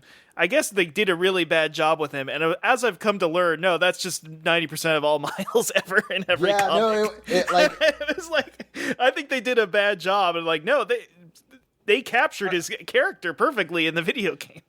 So I talked to Russ about this already, but are you aware of what's going on with Miles in the comics right now at this moment? No, because the only so like he came into the scene when I was like, well, I'm already like done reading Marvel and I'm never liked the Ultimate stuff. So the only like actual Miles comic I read is as I like rubbernecked that whole like we're killing the Ultimates universe thing, and that was really bad. But like it was also bad. I was like, well, maybe they're just like. Maybe Miles kind of sucks because they're just going through this bad plot. So what's Miles doing right now? So they did Molecule Man and the whole thing with the Battle World or whatever. They get you ready put for the him movie. Yeah. They're gonna do maybe one Hickman type thing in the movie, and that's about it. Maybe. You know what they're gonna do? They're gonna do the Doom ripping out Thanos' spine panel that everybody posts all the time. Yep. They're only gonna do that, but it's gonna be Robert Downey Jr. Doom, because they're gonna it's gonna have Thanos pop up like, oh no, this guy's back in the multiverse now, and then he's gonna do it. And he's like, oh, look at me, I'm fucking Iron Man, but Doom at the same time. Anyway, so they put him back. When they recreated the Marvel Universe, they put him, Spider-Gwen, Old Man Logan, a handful of other characters back into the 616, and nobody really knows exactly if like he still remembers that he's from another universe, or if this sounds really well thought out and plotted, or like why he has parents in this universe and those aren't his parents that were in the other universe. And like it just kind of, I think every time somebody asks him about it, he's like, yeah, I don't really remember, man. It's like I don't know. So after that, they gave him like 5 more different powers. He keeps getting new powers. Maybe we're too hard on Jujutsu Kaisen. That's how I always feel about this stuff, is where I talk shit about manga and then I feel like, oh, I'd rather read that. I'll be honest. Yeah, I mean, like eventually the Pachinko Man shows up in Jujutsu Kaisen, but like in and that requires some level of imagination and not reading a TV Trumps page. It requires at least have read. We know that Gege read Hunter x Hunter, and it's like, let me just do a shittier version of this. And so in this, so the powers he's got now, he can do like energy construct. Like he can make like energy webs, like electric webs, and he can do something. He's been able to do that for a while, right? No, he could do the zap. He could zap people with his yeah. Venom Strike before. Yeah. And I don't know why they do that, other than every black comic character has to have electric powers, and that's something that's been happening like since the alarming. 60s. What is that? It is alarming. I don't know why it is. It's Static Shock. It's like the Thunderbolt guy or whatever the fuck. It's something they've been doing for 70 years. And I feel like when Bendis or whoever decided to do this, he said, there's 2 things I need you to do when you have Black Spider-Man. His dad needs to be named Jefferson Davis, and he needs to have electric powers. They did, by the way, change his dad's name from the President of the Confederacy's name. They did make him take Morales as his last name, I think like a decade later. I think like they might have had like Ta-Nehisi Coates or something write a story about it to like, please, we gotta get somebody here to clean this up. We don't know what they were doing back then. But now he has an energy sword. When he was fighting Cletus Cassidy's extreme biote. You know the extreme biotes? Yeah, it's like a symbiote, but extreme. Yeah, it's pretty extreme. Oh, actually, it's a symbiote that's been hit with the extremist virus, the techno-organic virus that Tony Stark created. Right. It's the extreme biote. Well, you're going to like this. I mean, he did become a vampire at part of this Blood Hunt event. The Blood Hunt. The Blood Hunt. When Blade got possessed by an evil ancient vampire soul, and he covered the world using Dark Force energy to make vampires run rampant. I remember being like a 12-year-old maybe when they were doing Civil War, and I was like, wow, this is really stupid. I don't know why they're doing it, but it can't get dumber, right? I think my moment for that was when they made Beast a cat. I'm like, I don't know if I really like Beast as a cat. I mean, the Grant Morrison stuff's pretty cool though, so you know, it's not bad. Listen, and then They it's did kept on do a getting Civil worse. War too. Fuck me. Oh. yeah, and I Oh think yeah, that's the of course they did. and You they didn't know made that? it very Captain Marvel centric, like but you know, like Miss Marvel, Captain Marvel. No, like when forgetting I her stopped reading comics, I stopped. Up until like starting talking to you, I was fully checked out. It is that funny thing where you're like, oh, all of these are planned around trying to hype up characters, even though nobody reads the shit. But they're trying to get characters back on the spotlight. But I think that the Blade stuff has been pushed back. The movie's been pushed back so far. No. Whatever this event was trying to get Blade back into consciousness did not work, or is for naught. It's very funny. So the whole thing with Civil War 2, by the way, it wasn't real. I mean, it was. So the two factions were Tony Stark and Carol Danvers. They were like it wasn't Iron Man versus Captain America, but it was like it's all based on like it was because you know how like the Terrigen Mists went that. The Inhumans are favorite characters in all of Marvel comics. Oh, of course, we love Black Bolt and the fucked up. We dog. love Black Bolt and Medusa and Lockjaw or whatever the fuck. The Yes. fake Hercules looking guy. The fake Hercules looking guy. The guys that are kind of like, they're not like the copy of a copy that the Eternals is, but they're just a copy of a. They're not a copy of a copy of a copy. They're like the Waluigi, I guess, of here. But it's Ulysses Kane was an Inhuman that is able to see the future, and he's like, whoa, I'm seeing a really crazy bad future where the Hulk killed the Avengers and shit. And so like Captain Marvel was like, whoa, I'm getting scared by all these crazy future visions and shit. And Hawkeye kills Bruce Banner. Because they're like, which Hawkeye? I think it's Clint. I think it's Clint. How many are there now? Do you know? I think it's just him and the girl, the young Hawkeye, I think. And what does this have to do with leftism again? I forgot. I don't know. What are we talking about? Oh, it's just comics are like Russ. You don't understand the war for because comic books and media is what we battle. That's our we're battling in the blazing world or whatever Alan calls it. And what is it called again? We talk about every week. It's a blazing world. It's a blazing world. It's a blazing world. Hey, should I talk about my stupid pizza? Alan, did you even finish your pizza? I didn't. I did. I just said pizzas, and then we got talking about Marvel. The whole thing, Civil War 2 is even dumber than the first Civil War. It's about like future crimes. I went to Pie Squared and I got the Fig Ed About It pizza, the Fig Pizza. Nice, it's got mission figs, gorgonzola, extra virgin olive oil, and red pepper seeds. Would you say that you're honey. bilingual now? I would say that. Yeah, I would say that. I do say that to all the women I meet. This is actually the pizza. Every time I eat this pizza, I think if I was trying to impress somebody with like a fancy pizza, like, ooh, I made this at home. It has figs on it and gorgonzola. Yeah. It's a very sophisticated pie. But it's pretty good. Listening to jazz while eating it. It seems like something Frasier would eat. It seems like something that Frasier would eat. Frasier Leftist too, by the way. That's true. You're learning. It has big words. Yeah. It's true. And there's a woman who doesn't want to fuck a man. Yep. That's leftist, I think. That's leftist. And then I had the thin crust chicken parmesan, which is, of course, the closest we have in the breaded chicken, tomatoes, parmesan, and pasta sauce. No pizza sauce. make a distinction there. Mm-hmm. It's the closest we have in the modern times to the Domino's chicken bacon carbonara.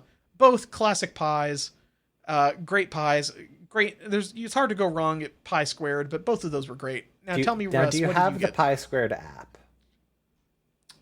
They don't have an app. You have. Like, I'm looking. The Pie Squared app is on their website. Wow. Are they? Fake is it at the fan bottom or alert. something? I'm looking at the website now and I'm not seeing it. I'm Are on you- piesquaredpizza.com. Visit our locations: Spartanburg, Hendersonville. Oh, Arden. okay. It's when I look at the menu, they don't show the app. This is a new app. Wow. I mean, we're gonna have to review it. I gotta use this app. I gotta see what their pizza well, maker's like. we have these two fancy heads over here, these dandies, They- the leftist I'm getting- dandies. I'm terrified. I'm getting scared. I'm getting scared because I looked at the App Store thing. Take a look at what the example order in this is. It's the figuette about it in the chicken parmesan. They knew I was. Are they like monitoring me? No, this the but panopticon? also like the fig pizza is scary. Like no mozzarella cheese, 2 times mozzarella cheese, cheddar cheese. Like they're doing some crazy shit. Oh, to that pizza. they are doing some crazy customizations. I gotta order this pizza. Yeah, they're doing cheddar and let's say no mozzarella, but then 2x mozzarella and 3x gorgonzola. That's insane. I'm just gonna say now, getting a Truman Show complex, Alan. It sounds very leftist podcaster, so I feel like this is the right route to go down. Yeah, no, narcissism is Agreed. a key aspect of being a podcaster. Anyway, speaking of narcissism, I'm a man of the people. I eat lowbrow food, stuff with a lot of chemicals in it, a lot of preservatives, and I had the Kroger Rising Crust cheese pizza. Oh. Are we all here a fan of Kroger's, their generic foods and brands and such? They're fine. Know if I've ever been inside a Kroger. Really? Well, it's just kind of the most generic grocery store you could imagine. Though over here it's Fred Meyer, which was a regional grocery store chain that they gutted and just turned into Kroger. Because when I went, sounds cool. That's Sounds no good. Piggly Wiggly. I wish when Harris Alan Teeter. took me to their actual Kroger when I visited Asheville, I was like, "This is exactly the Oh, same." we went to Ingles. Oh, it was Ingles. Yeah. Okay. Yeah, please. But, Or if you're feeling spicy, Ingles. Oh god. We should have went to Publix is the thing. You could have got a chicken tendy sub. Oh god. Yeah.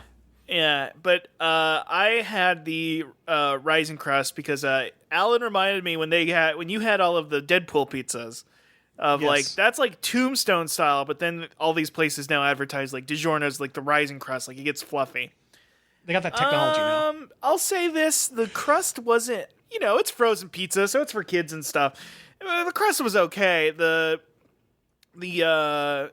sauce tasted like Chuck E. Cheese sauce, where it was like sugar.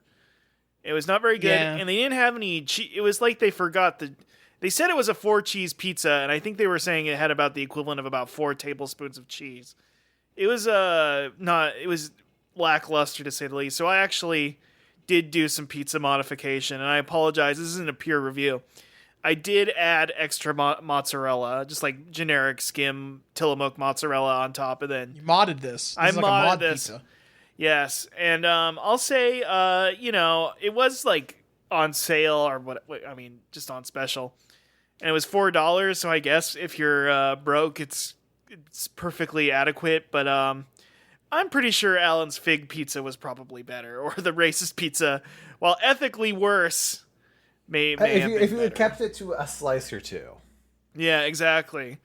Yeah. Yeah, so that was not a Well- yeah. I've got some. This is really serendipitous in terms of. This is the first time we've done pizza news for the Leftist SpongeBob watchers, but there's an artist in Johnston, Rhode Island. Wow. Eric Palmieri of D. Palmieri's Bakery is making pizza art, and I've sent a picture of a SpongeBob pizza that he made. Whoa! He signed it. That's his signature. That's his signature up at the top. It looks like it has mold on it. Yeah, so like I don't know what he's putting on. They don't get into what he's Like putting that's on this, obviously but like it some looks herbs like and stuff. But yeah, it's like he's got like deep all of the dot like the holes on SpongeBob are just like piles of oregano or something. Wow, that's beautiful.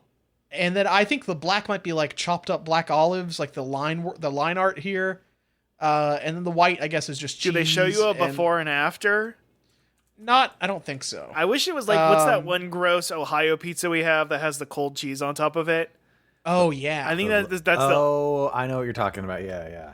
we talked about that years ago on Hogcast, and then it became viral on Twitter The recently. Ohio Valley style pizza. Yeah. True. We're always ahead of the damn curve. Or, well, that podcast. Not this one. Specifically Don't listen. one way. Yeah.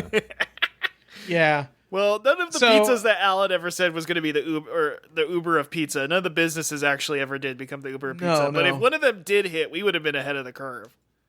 That's true. I mean, they all failed because they were trying to do bullshit like moving a robot arm around in the back of a van or some shit. I like this Yoda pizza, but I wish it was the picture of him in chains. Get back in your cell, freak. Yeah. What? I wish it was that pizza. This one looks too much like that. It looks like Yoda's wearing eyeliner. I have to be honest with you. He is giving JD Vance here. I like that it kind of women who do not have child are not real Americans. And what do we think of that? Pretty funny. Serving cunt I am. There we go. Yeah. You know what? This Yoda, it reminds me specifically of the Yoda Stop Wars mural. Yeah. It looks like Stop Wars. But so they've got an interview here with this guy from Boston Globe. How did you get into the creation and concept of pizza art? It originated 9 years ago. It's 4th of July, and I seen this dessert dish with strawberries, whipped cream, and blueberries to make an American flag. I decided to do that with a pizza. So I made a Patriots logo out of pizza. Problematic. Here's my favorite part of this interview. There was a period in 2021 and 2022 when I started creating NFTs of my work, which is basically a digital asset. I'm able to take a digital image of my work and attach authenticity to it. I like that. That's a beautiful description of what an NFT is. I attach authenticity to it. So that people can buy it. Yeah. Don't show this to Kaki Day Show. We've never made it out of the barnyard. No, this is that's the other thing. We're all obsessed with the barnyard now. I guess this one now is that we're stuck on the animal farm. We're out in the animal farm. I was about to say that, Russ. Oh man, we're out in the animal farm. Trotsky's there. What's his name again? Is it Trotsky? What's the name of that? No, it's Napoleon. No, it's Napoleon. And Napoleon's the stand-in for Trotsky, I think. I think Napoleon's the stand-in for Stalin. What? Because Orwell was like a social democrat guy, so he's very anti-Stalin. Yeah. Like he's famously a snitch. I like that they have I love how they have a real image of a pig for Napoleon, the character on Animal Farm, on his Wikipedia page. I'm like, damn, this poor pig is now going to be remembered by millions of high schoolers. That's the fucking communist pig. That's the fucking evil pig. That's the bad pig. Hundreds of high schoolers see this pig every day and go, "That's the bad pig." I wish I wish on the Wikipedia page for Napoleon it was the pig that pooped on its balls. Yeah, they should have done that. Curse that pig! What a bad pig. Yeah, this pig killed the deaths. I'm putting this pig on He killed that horse. Remember, he killed the horse, or they worked the horse to death. I'm adding the horse to the victims of communism list. What do you think about the horse that they killed? What's his name again? What's the name of that horse they killed? The name of the horse. The horse represents the worker. I read or something. that shit. I had to read that shit. I don't remember it.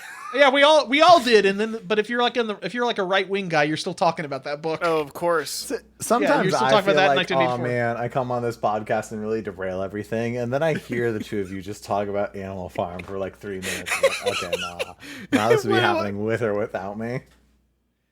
Right. Yeah. It's like you two, with or without you. So Snowball was Trotsky. Snowball was Trotsky. That makes sense. Did they put an ice pick in his head? My bad, everyone. Napoleon was not Trotsky. No, he's Stalin. Napoleon's definitely Stalin, I think. Who's on first? Oh, he's Boxer. Boxer was the horse. Boxer was the horse. Boxer was the horse. Is that a reference to the Boxer Rebellion in China? I don't think so. I don't think so. Yeah, don't give him too much credit. No. What do you have against George? What do you have against Orwell? Everything he said came true. We're freaking living in it. What is he, freaking Ulysses the Inhuman over here? So So when I'm able to take a digital image of my work and attach authenticity to it so people can buy it as a unique collectible, that enabled me to do crazy things I've never done before, like putting 4 sheet pans together to give myself a bigger canvas to work from. I did portraits of Jim Morrison, Amy Winehouse, and then a 6-pan artwork of Freddie Mercury. Awesome. A filmmaker from Seattle made a documentary called The Art of Pizza, which documents my pizza art journey, and when I made a giant lion pizza. I like the idea that this is fascinating. I like the idea that he couldn't think of the idea to do multiple pans to make like a tiled photograph I like until he had an NFT. No, I like to think of it as he like viewed it as a skill tree, and until he locked the NFT technology tech, he couldn't upgrade the pans. Mm-hmm. Now, yeah, he had to get into the ape class. I'm just gonna say he made an NFT lion. How do we know this isn't connected? Well, as we all know, all leftists are conspiracy theorists. How do we know this isn't connected to please, Russ. Parapolitics? Come on now. Yes. He made an alien pizza. Do we not think this is connected to the Lyrans in any way? The aliens that look like lions? Sexy ass lions. They were by my side when I was fighting, or whatever that guy said in that song. Wait, are they good guys? I have the video here ready. I think they're pretty good. I think we post that video like every. We talk about this video all the time. Who do you stand with?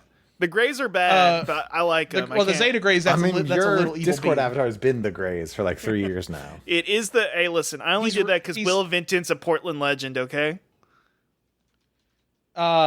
Yeah, post that video in the chat so Piss can watch it. But wait, I've seen this video a lot. I just love it. I love that guy. I love his song about. He does songs about that for all this other stuff, like how you need to not eat seed oils and stuff. It's true. I'll edit this and put it in the podcast because I love this guy. This a reptilian, they be on the news. They live in my society next to me and you. This a Pleiadian, they look like Caucasians, but they was in on the Great Earth invasion. This an Arcturian, they skin complexion blue, but they is no different from me and neither you. Man, this a great, this a little evil being. Some of them cool, I'll know it when I see them. This an insect, no, sometimes you gotta watch them, cause if they get out of line, I gotta squash them. This a lion, look like lions, I ain't lying. They my dogs, they was next to me while fighting. This a draconian, they be invading planets. I'm tired of the evil ones, I motherfucking had it. We're with a Maya, descendant of Anunnaki. We straight from Sirius, so no nigga can stop me. We can't forget about them sexy ass mermaids. If I could swim, I would take their ass on a date. I only fuck with some of the Andromedans. Seed oils are leftist, except when they aren't. It's okay. So the thing is that the U.S. agricultural industry is bad. Yes, but it also allows people to eat a lot of people to have food, so it's good. So Russ, have you heard about banana republics? And the death squads, the United Fruit Death Squad, Avocado Death Squad. The Dole Company. I got told to leave one once because I was staring at the employees too much. Does that count? I think that counts. Yeah, that's pretty similar to what the government did. Yeah. Thank you. You can follow this guy. He's on Instagram, X, and Facebook. The live streaming I've been doing is on Rumble and X. Whoa, this guy's got cool beliefs. How long can you leave? Speaking of beliefs, how long can you leave pizza out? We scientifically tested it. Probably not that long, right? Well, listen, I listen to podcasts with a lot of experts on mold, which Piss sent me the clip of. So, I'm listening to mold podcasts. Yeah, we don't have time to go into it, but the first one, that's a fucking lie. If you've listened to the last 2 hours of this podcast, yeah, look, we're not at 2 hours yet. First things first, I'll just say real quick. Brad Shoemaker didn't know if you can stay around black mold or something. What was it again? It's just, is mold bad for you? It's mold I know bad it's for bad me. when it gets on things, but is it bad to be around mold? Because as we know, the human body isn't a thing. Right. And your lungs aren't a thing. Anyway. Listen, it's perception. And also, all mold is basically the same and affects your body in functionally the same way. Right. It was specifically like black mold he was talking about. Okay. Well, I mean, I think all he has to do is look at J.K. Rowling's posts for the last few years. Right. Yeah. So for this test, they had 3 different pizzas. They had pizza A that went directly into the refrigerator. After 6 hours, it only had 30 microbial cells per gram, which is, somebody said, you could consider to be almost sterile, which is crazy. Pizza B was handled, but refrigerated within 2 hours, and it had 140 microbial cells per gram. Still pretty low level. Finally, pizza C, the pizza that was handled but left out of the refrigerator, had 2,600 microbial cells per gram after 6 hours. So it had a lot, but things like fresh produce and fruits still have between 1,000 and 10,000 microbes per gram on them. So even after 6 hours, a pizza that you've touched and is sitting out on the counter is still probably okay. Okay. And they were ordinary harmless contaminants. There was nothing harmful like Staph aureus found. Okay. So what I'm hearing is At that 12, yeah. they are no different from me or either of you, these pizzas. That's true. Yeah, that's true. The Yeah. cultures done at 12 and 24 hours had significant numbers of mold taking over. However, finding yeast and mold on your food is not really harmful. We know that there are mold spores circulating in the air. It's all around you, baby. I will say this, the mold discussion, because we were talking about why people don't understand mold. I feel like me and Alan have talked about this on Hogcast before. Or no, the other podcast talked about this. You know what I mean? Where we both got scared as a child because we watched that Discovery Kids show that implied that werewolves came from people eating ergot poisoning. Yeah, ergot poisoning. Who got like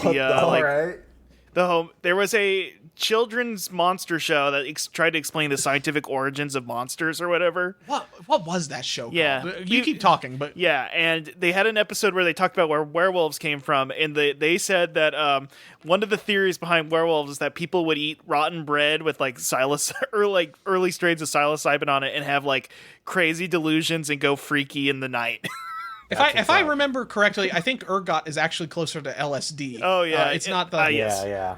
No, but I don't yeah. think they were allowed to say LSD or something on the. But that's that's actually, I think, one of the theories for what was going on with the witch trials too, is that they think people were just like tripping on LSD. Yeah, that from, is one eating of the nasty grains. Yeah, and that scared me so bad as a kid that like if you eat any rotten food ever, you will turn into a werewolf and kill your family. You thought you were gonna wolf out. I thought I was gonna wolf out. It was scary.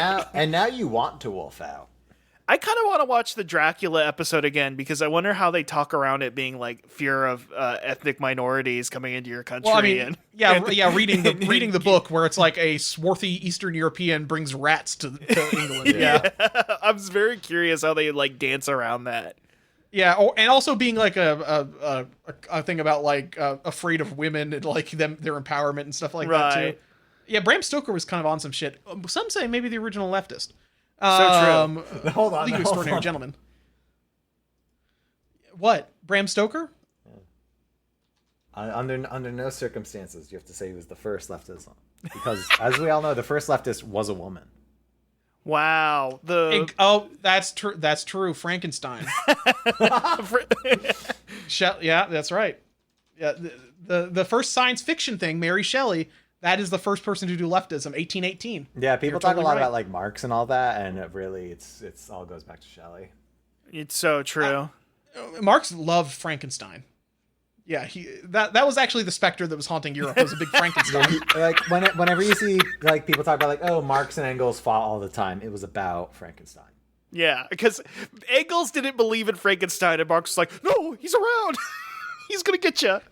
No, Engels is that your Marx impression? Oh, only when he was scared. Oh, That's what his voice sounded like when he was scared.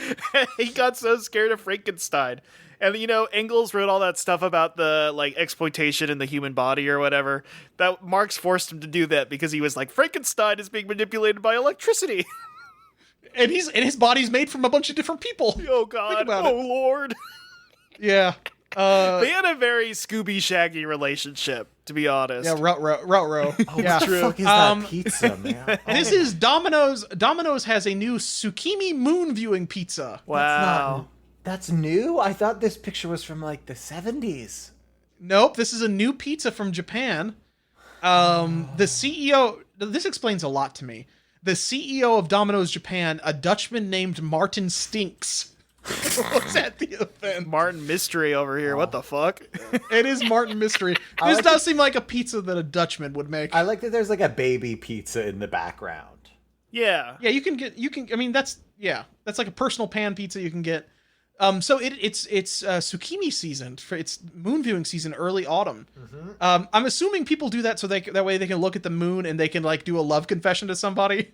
Say like the moon is so beautiful tonight, that whole thing. I mean, you're watching Too Many Losing Heroines, right? You get it. Yeah, I get it. I know what's going on. They're doing a fucking lemon thing. Yeah, I get it. The lemon arc is incredible. The lemon arc is incredible. Yanami Anna would eat this pizza. You can't deny that. Absolutely. This would be her favorite pizza. On other people's time, of course. Yeah, she would. Yeah, she's making people pay for it. By the way, main guy from that show, tap water freak. He loves tap water. Yeah. What are you implying? He loves tap water. Are you saying Alan? If you think about it, there's a lot of commonalities between him and Russ. What are you talking about? Russ doesn't hang out with losing heroines though. Yeah. I guess there's like a divergent point where if like Yanami didn't see Russ at the restaurant that day, right? Russ, have you ever been to a restaurant where you saw a girl get dumped and then order like 12 meals all at once to do like a mukbang? And then make I you swear pay for I it? do have a story where I walked in on somebody who was crying. Oh, what was that? Oh, fuck. Oh, no, I'm getting it mixed up. No, it was a guy at a pizza place who was crying because he lost money on crypto.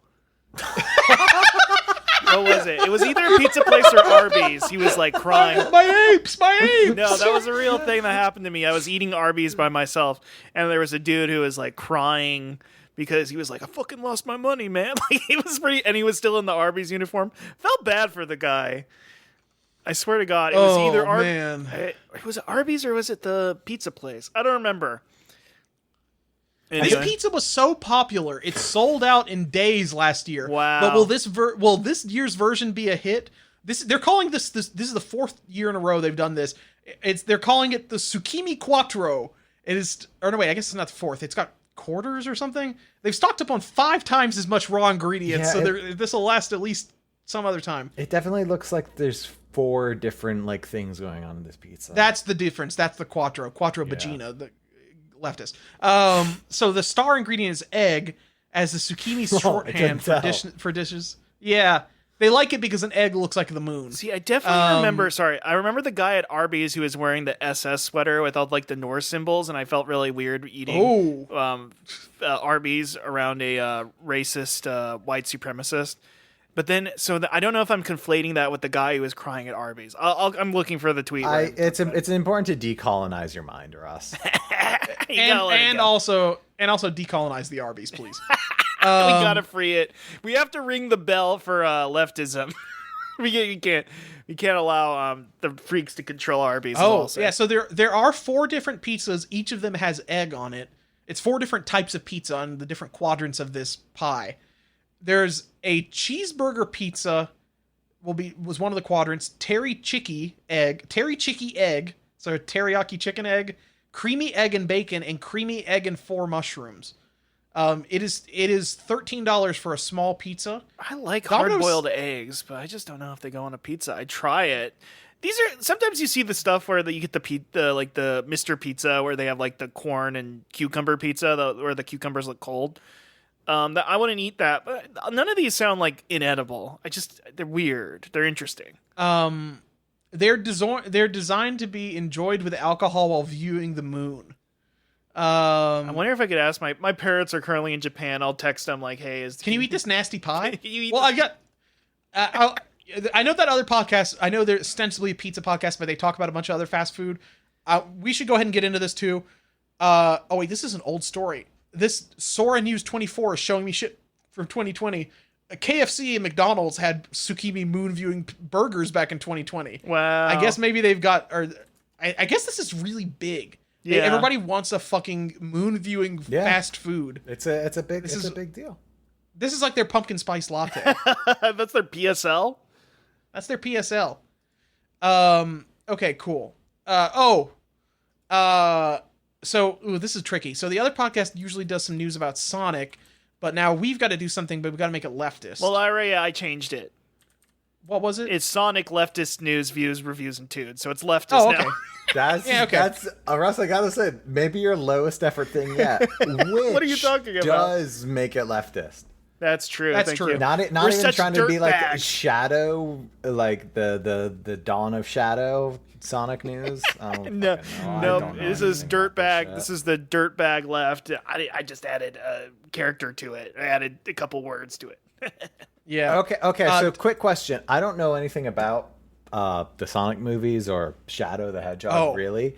So when people I follow on Twitter were posting a specific screenshot of a woman in a tank or something, is that supposed to be something? Did she die? That's Maria. She has NIDS. You've heard the other podcasts talk about this before. Is Maria the human woman that Sonic kisses? Maria No. Maria Robotnik was the granddaughter of Gerald Robotnik, who was living on the space station Ark at the same time as Shadow was doing that back in the 50s or something. Right, right. She had Is Gerald Robotnik Dr. Robotnik's dad?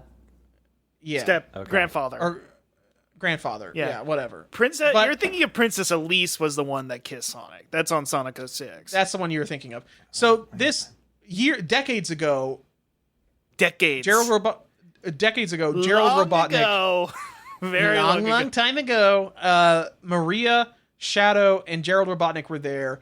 Shadow is, of course, the ultimate life form that Gerald Robotnik was trying to use as a weapon. Maria was there because she has a rare autoimmune disorder, NIDS, which I'm sure you've heard talk about before, right? If I say yes, do you keep going? Yeah, NIDS. yeah. Neuroimmune deficiency syndrome.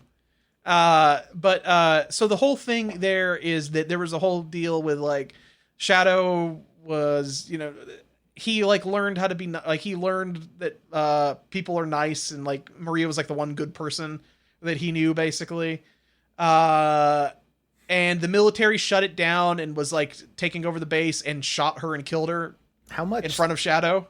Okay. Is this in the Shadow specific game? This is in Sonic Adventure 2 Battle. Okay. Or Sonic Adventure 2 base. Okay. This is people. So in Sonic 3, that's going to come out in December, people will be standing up and cheering when they see this girl get shot. Right. In the movie. Yeah, that was okay. They'll be crying and they'll be moved. Also, I do want to preface, we did talk about this on the last episode. Izuka did confirm that Shadow is not Vegeta. Not Vegeta. People are always saying he's Vegeta, but he's not Vegeta. Because Vegeta has a begrudging respect for Goku.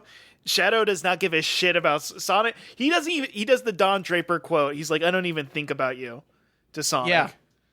Shadow and Don Draper have similar backstories, right? Very similar. Yeah. Listen, Shadow was raised on the Ark. Did Shadow ever fake his own death? Kinda. Actually, yeah, kind of. A little bit. I hate this podcast. Don Draper was raised in a whorehouse. It's kind of similar if you think about it. Yeah, that's true. And there's the whole thing where Don Draper. It's pretty good. What do you? I'm the prestige freak. Alan can't stand it. Alan needs vampires. Nostalgia is a trap. I haven't watched a show in English since Righteous Gemstones, and it's obviously not going to be as good as that's why you should. It's funny because Alan will message me did you watch the interview with the vampire show? I'm like, no, I'm watching Mad Men. Alan's that show's bad, but I like watching. I watch just garbage. You were waiting for the Catholic stuff to get in there. That's true. I do. Yeah, and I do just want to see a nasty vampire. And yes, she did reel it back at one point. But I mean, maybe I should watch that show just for Christina Hendricks or something. Wow, come on.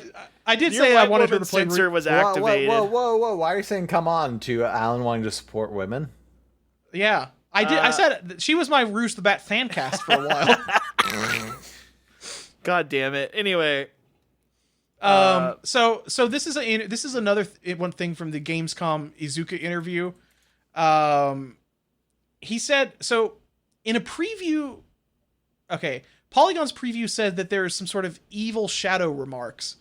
So what did Izuka say? According to Polygon, he said that in Sonic Adventure 2, if you go through the different stories, you'll probably run into Shadow getting revenge on the entire world and being pretty much evil. And ever since Sonic Adventure 2, we haven't really explored that evil Shadow presentation of the character. He's always been kind of on a different kind of spectrum, but maybe in the future, it'll be interesting to come back and visit him being not so nice. Maybe even as far as evil as the other characters see him. Wow. He really is not Vegeta. He is just... I mean, basically, at the end, he only is good at the very, very, very end of the game. Right. When Maria's like, Shadow, please, you gotta protect life on Earth. You can't let everybody in the universe die. Also, It's Shadow like, does fuck. become a government agent despite his backstory being the government shooting his family. So, But Well, that's- I mean, that's because in a of- leftist yeah. way or what? Kind of. I mean, Yeah, he's kind of like a child soldier. Or yeah, he something. low-key joined ICE, but like locally. He wanted to help the human beings. The human beings. Small beans. The Numbskull has launched Sonic the Hedgehog Tubbs plush toys. Are y'all familiar with Tubbs? Yeah, I know it's Tubbs. It's a nasty Of little course duck. Russ does. Is that a Wario fucking 60 chocobo? Are those chocobos? No, no, no. They're like bath ducks. Like Yeah. usually they sell them in okay. rubber, but this is a plush version, so it can't even do the thing that a duck would do. So I can't put always it in the bath. see these because like the only Metal Gear Solid 2 or the Metal Gear Solid toys that have been made for a while are these ducks, and it bums me out. That sucks. It's like- wow. Yeah. Yeah, I have a giant great. Piplup. That's all I need. that's true. Is it? How big is it? How big is the big Piplup? It's like, let me look. It's like about as long as my forearm, which is not a very helpful thing. You could put like a rock in it, and if you get invaded by a burglar, you could hit somebody with it. I don't worry about that. I'm gonna be honest. With you. Okay. Well, I've that's got just what- some. Well, when it comes to toys and collectibles, I've got some bad news. Limited Run Games, our favorite company of all time. We love it. That's what's up. They're making a special physical edition of Sonic X Shadow Generations, which does come with a cool statue Russ is of gonna spend so much money. a No, cool I statue did- of I didn't. Shadow and Sonic. 2 people messaged me about it, like you grabbing that, and I said no. Yeah, you're. Some a might weak say I man. don't really care about Sonic enough to spend $200 on a. It's See, $250. the last time I said, Russ, you don't really seem to like Sonic that much anymore. You got really mad. So. Well, that's a different podcast. This is I'm only doing this for clout. I don't give a damn. It does come. So it comes with a commemorative Dreamcast jewel case. That's kinda a fun. certificate of authenticity. Chow figurines of both the evil, neutral, and good Chow. A cool statue of Sonic and Shadow standing on top of a Dreamcast. Sonic, Shadow, and classic Sonic shoes keychain. A steel book, an art book, and I already say the soundtrack. It comes with the soundtrack too. Right. For $250. I already Don't have forget a statue. the certificate of authenticity. Come on now. I mean, I need that. It's numbered. Right. I already have a statue from the collector's edition of Sonic Mania that's Sonic standing on a Genesis. Right. But it would look really cool sitting next to this Sonic and Shadow standing on a I wonder if Dreamcast. Limited Run worked with them on that early set, but they just weren't a thing yet. I don't know. That's so interesting. I doubt it. It's almost like they maybe don't have any good ideas and they just kind of copy shit and crap out garbage. Folks, more like limited the Tomba ideas. stuff looked kind of fun. I mean, They're making that Gex reboot that I'm gonna have to buy. well, yeah. So I'm realizing that there might be an unreleased podcast episode I haven't heard. But what about Keanu? Are you feeling the Reeves? Well, we've already known that Keanu was going to be Shadow for months now. how do you feel about his like actual performance in that trailer? It's cool. The trailer's good. The main thing I think we talked about was how there's or the other show talked about is how there's a in the trailer there is a Chow Garden, but the Chow Garden is like a Chuck E. Cheese style restaurant they go to that has Yeah. animatronics, and that feels like something that was meant to target us specifically. Yeah, Right. they're going for you. It's us, and I think Jenny Nicholson, who's already posted about it. And like Yes. the podcast, The Ride guys are like, "Wow, it's Chow Garden." You know, it's gonna happen. Yeah, it's gonna The happen. Disney adults. We don't know what theme park could have a Sonic Land because Universal Studios already has Mario. The Sonic movies are so fucking big now, though. Kids love that it's- shit. They love it. Yeah. Sonic is more popular now than ever. Kind of like which is- anime if you think about it. Wow. Well, so that's the other thing. People are always saying Sonic's turning into fucking Goku. He goes Super Saiyan and stuff. Not Shadow's true. Not Vegeta. Not Vegeta. That's the one thing Izuka is always telling us, and we have to remember it all the time. We have to respect it. It's Izuka. You have to respect what he says, right? What if they? It's true. What if they open up like a Sonic theme park, but it's in fucking Dubai or something terrible? Like the Cartoon Network theme park. Yeah. That I'll have to sucks. go there, but critically. Critical support to the Dubai Sonic theme park. Right. Oh, don't they have a Dubai Dragon Ball theme park that they Yeah. I I announced think like they're recently? building it. I think they're Yeah, building there's like it. a Ferrari one that looks really stupid. I don't think any of this stuff's actually going to get built. It's just like neon. Oh, Like, that shit yeah, ain't getting yeah. built, man. Right. Disneyland is dead, just- but could Sonic revive Melbourne's Ghostland Docklands? The proposal boasts Sonic World. 300,000 square foot acres, 300,000 Melbourne, square Australia? Is that- meters. Yeah, y'all are having to They go to did fucking have the- Australia. They did have the indoor theme park at or it was more like just a big arcade, but they called it a theme park at in Australia that had like the weird exclusive Sonic rides on it or whatever. We talked about that in the past, didn't we, Alan? I think so. I feel like the Yeah. two of you would love eating all of the like insane meat pie and other Australian related foods. I don't know if I want to go to Australia. I don't know. No, I you wanna do go to want to go Sonic to World. Australia. Do you want to go to Sonic World, don't you? Yeah, I guess.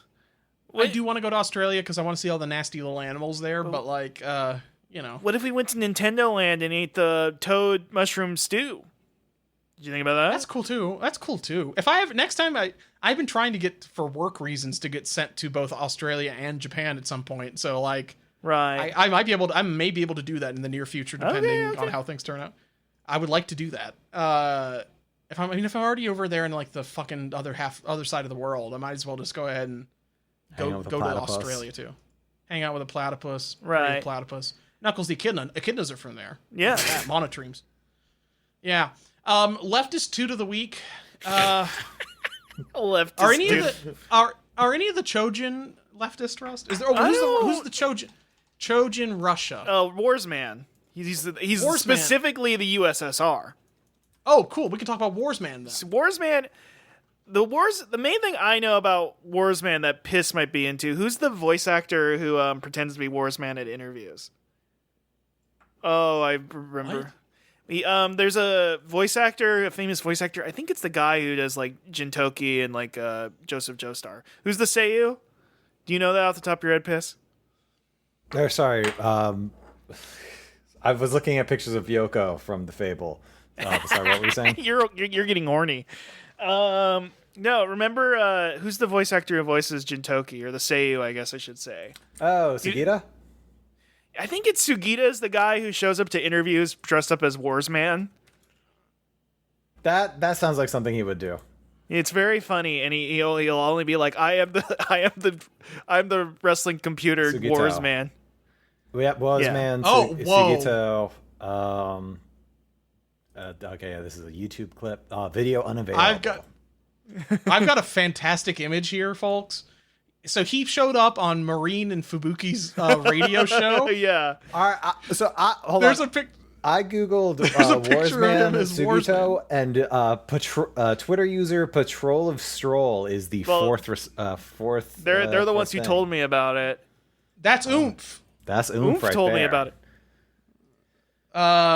Okay, yeah, this guy dresses up as Warsman all the time. Right. He's always dressed as Warsman. Anyway, Warsman, I don't know his backstory. I am still only about like 15 volumes into Kinnikuman out of 84.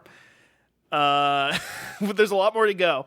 But Warsman... He's a journey never protege and ends. friend of Robin Mask. Yeah, Robin Mask, after Kinnikuman beat Robin Mask twice, once in the first Chojin Olympics and then the second, like the American competition.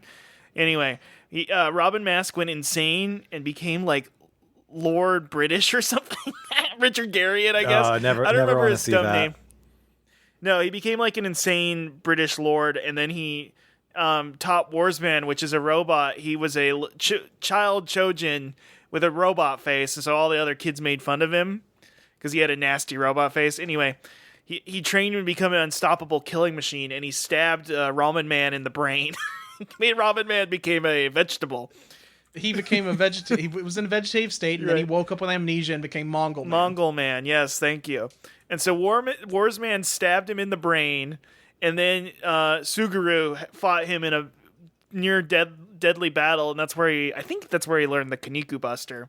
And then Warsman kind of became less and less important, but also became the most he became the Speedwagon of the series because he's a robot. So he would calculate things for Suguru, and he would be like, "Oh, use gravity," or like when they fought the giant orb. Yeah. When they fought there's a wrestling match, where there's a wrestling match that's where crazy. in Kinnikuman, where Kinnikuman has to wrestle a sphere, like an evil planet. This is, and he's like, "How do you pin a planet? He doesn't have shoulders." It's pretty cool. Anyway, I think Warsman calculates gravity for him, so he becomes the guy. He becomes the Speedwagon yelling guy of the series, or I guess Krillin. I don't know. Now, what's the quality of these scanlations? They go up and down. You can tell the fan base. They're working through and trying to improve things, but I think that the original black hole fight was in shit condition, doing level quality. But then I got to the end of when the rest of the Akuma Chojin, it jumped back up in quality. So I feel like it goes up and down based on this. Yeah. Torrent in Minecraft. I reread downloaded Bobobo recently, and it was a trip at how it was basically a chapter by chapter roulette of what the scans would be. 100%. I think even I got to the Sneegator fight, which Alan, you love the Sneegator fight. Sneegator seems very cool. Sneegator's your guy, and his power is he makes you believe snakes are crawling on you. So if you sweat, I'd be invincible. He couldn't beat me. You'd be happy. You'd be happy as a clam. I'd power up. And he can shed. Sneegator is the one that has the weird ribbon lace ups across his chest. Right? Yeah, well, that's that because he's part sneaker, part gator. Yeah. And he can, fuck me. Yeah, and he sheds his skin, but if he sheds his skin too much, he turns into a giant sneaker, which is powerless. He's also permanently deceased, according to the Kinnikuman wiki. I think he is. A lot of All I I'm mean, he gonna turned say into a fucking is, sneaker. I'll say He this. does have a.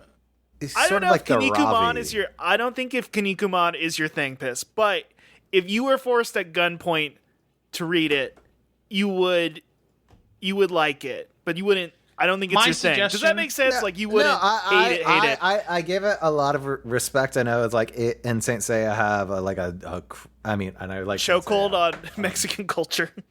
Yes, but very important. But I just you're a Seiya head, and I respect that. Oh yeah, shouts out to Seiya. But no, I haven't read a long manga that's longer than 20 volumes in a while. And, yeah, maybe it's maybe next year. What my suggestion would be is to watch this new Perfect Origin arc. Mm-hmm. It's good. It's good. It gets into it. I have it ready to be my new gym anime. It's good gym stuff because the plot is stupid and it doesn't make any sense. I just want to say that Sneegator has a son, Sneegator Jr., and a grandson, Maxman. Nice. Maxman. Maxman's not a gator. He's humanoid, but he has that looks like Kinnikuman Nisei, where they're very disrespectful to their original characters, in a way that I kind of like. Is this the evil NWA demon making plant DMP? Yes. So Maxman is part of DMP. That's awesome. Which is the evil NWA. That Sunshine created because Sunshine was friends with the other... Ashura Man became too nice, and it made Sunshine sad, so he wanted to create more evil demons. It's so cool. You guys do sound like built by gamers right now. You know that, right? It does sound like the ramblings of a madman on the street. Yeah, let's talk about something serious. Can we hold on? Can we do the built by gamers voice? Get this. There's been a new Chojin has been discovered. Really? What is it about now? This guy's named Puri Puri Man. He looks like a big butt. Whoa, was not expecting that, huh? What kind of powers does he have? Well, first of all, he's from Cameroon on Earth. But he Why does this section say prehistory? How long has he been alive? I want to get okay. I'm gonna one of these days. Apparently, Curryman is like an OG. He's in the first Chojin arc, and he's the Indian Chojin, and he's a man with a plate of curry on his head. And apparently, they did a one shot about him where they humanized and it gave him a tragic backstory. They made Curryman real, is what I'm trying to say. So I gotta get into Curryman. Because I do love Indian curry, and I respect that this man who might be an offensive joke has much to say. Might be. Listen, there's a lot of that's the other thing about Kinnikuman, those early comics that I'm like, that doesn't really apply, guys. That doesn't work. He does do blackface for a while. He does do blackface for a while. I'll say that much. But are you engaging it with it leftistly? Yes, that's what I'm saying. I'm the same way you do when you see Mr. Popo from Dragon Ball. Famously, yes. We're like a month away from Daiba coming out. You ready? I'm ready. Let's talk about the Fable. Let's talk about the Fable before we wrap this up. Okay, let's get Fable. So Russ, you've gone hiking. You've met. I went to the mountains. Pediocha. Where exactly? You met the most evil man of. He hasn't watched the double. He hasn't watched the double feature episodes yet. Man, the villain's so good. Yeah, and in those 2 episodes, the coolest shit of all time happens. Oh God, basically. I gotta watch it. You need to watch it. It's like the ending of the first episode in that pair. Yeah, the coolest shit happens of all time, and it rules. Oh, it's so good. It's the first show in a while that as soon as I am done watching it, I am immediately DMing like half a dozen people, being like, "Hey, you've seen this show, Alan? We need to talk about this. What the fuck?" It's crazy. It was crazy. I heard it was crazy good again this week. Crazy Is that right? good again. Beef buns are crazy good again. It's crazy good. And you know what? It doesn't even take 6 seconds. That's so true. And you know what? What's the leftist version of an oyster queen? That's a great question. Aren't oyster queens inherently leftist? Because Tifa is an oyster queen, and is she not the ideal leftist? That's true. But she is, monarchy, right? Yeah. Queen. So when we say, what's on the oyster commune? Commissar. Oyster Commissar. Oyster Commissar. Yeah. I think it should be muscle commissar. I feel like mussels are the working man's oyster. Is it because they can be freshwater too? I don't know. I just feel like mussels, like you go to the boardwalk. I figured it out. Who is the freak of the week? Oh, baddie of the week. Who's this Barstool Sports baddie of the? Well, sports is leftist now, so yeah. I mean, we've already said it's Yoko from the. Yeah. Maybe you know what? Yanami Anna, you're the baddie of the week. I guess. Does that count?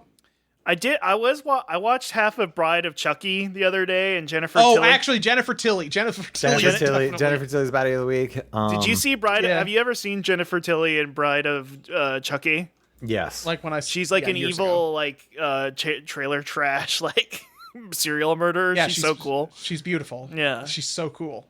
Chucky's one of those things, leftistly. The creator is still very involved with that franchise, and I've heard that the TV show they had recently was actually pretty good.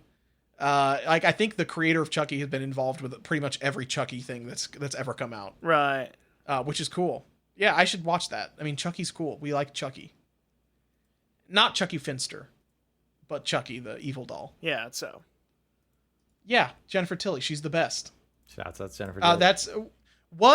Was Chucky and Jennifer Tilly, was that the original Stinky and Quillette girlfriend? I don't know. They were both serial killers. You keep asking this. But I think the implication is that Stinky is like just a loser who's stinky, and not another serial killer. I think That's true. The Quillette girlfriend's the serial killer.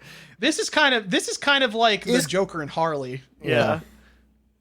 Is Koyasu in the Fable kind of like Stinky because he's obsessed with plastic surgery? That's true. Yeah, maybe. Yeah, I mean the weird incel guy is like he's like the Fable. He's like the Stinky. Yeah. He's like the Stinky. I think he's his own type of guy. I think he's that good. Yeah, Stinky's not that bad. Stinky's not that bad. Yeah, we have Stinky not that bad.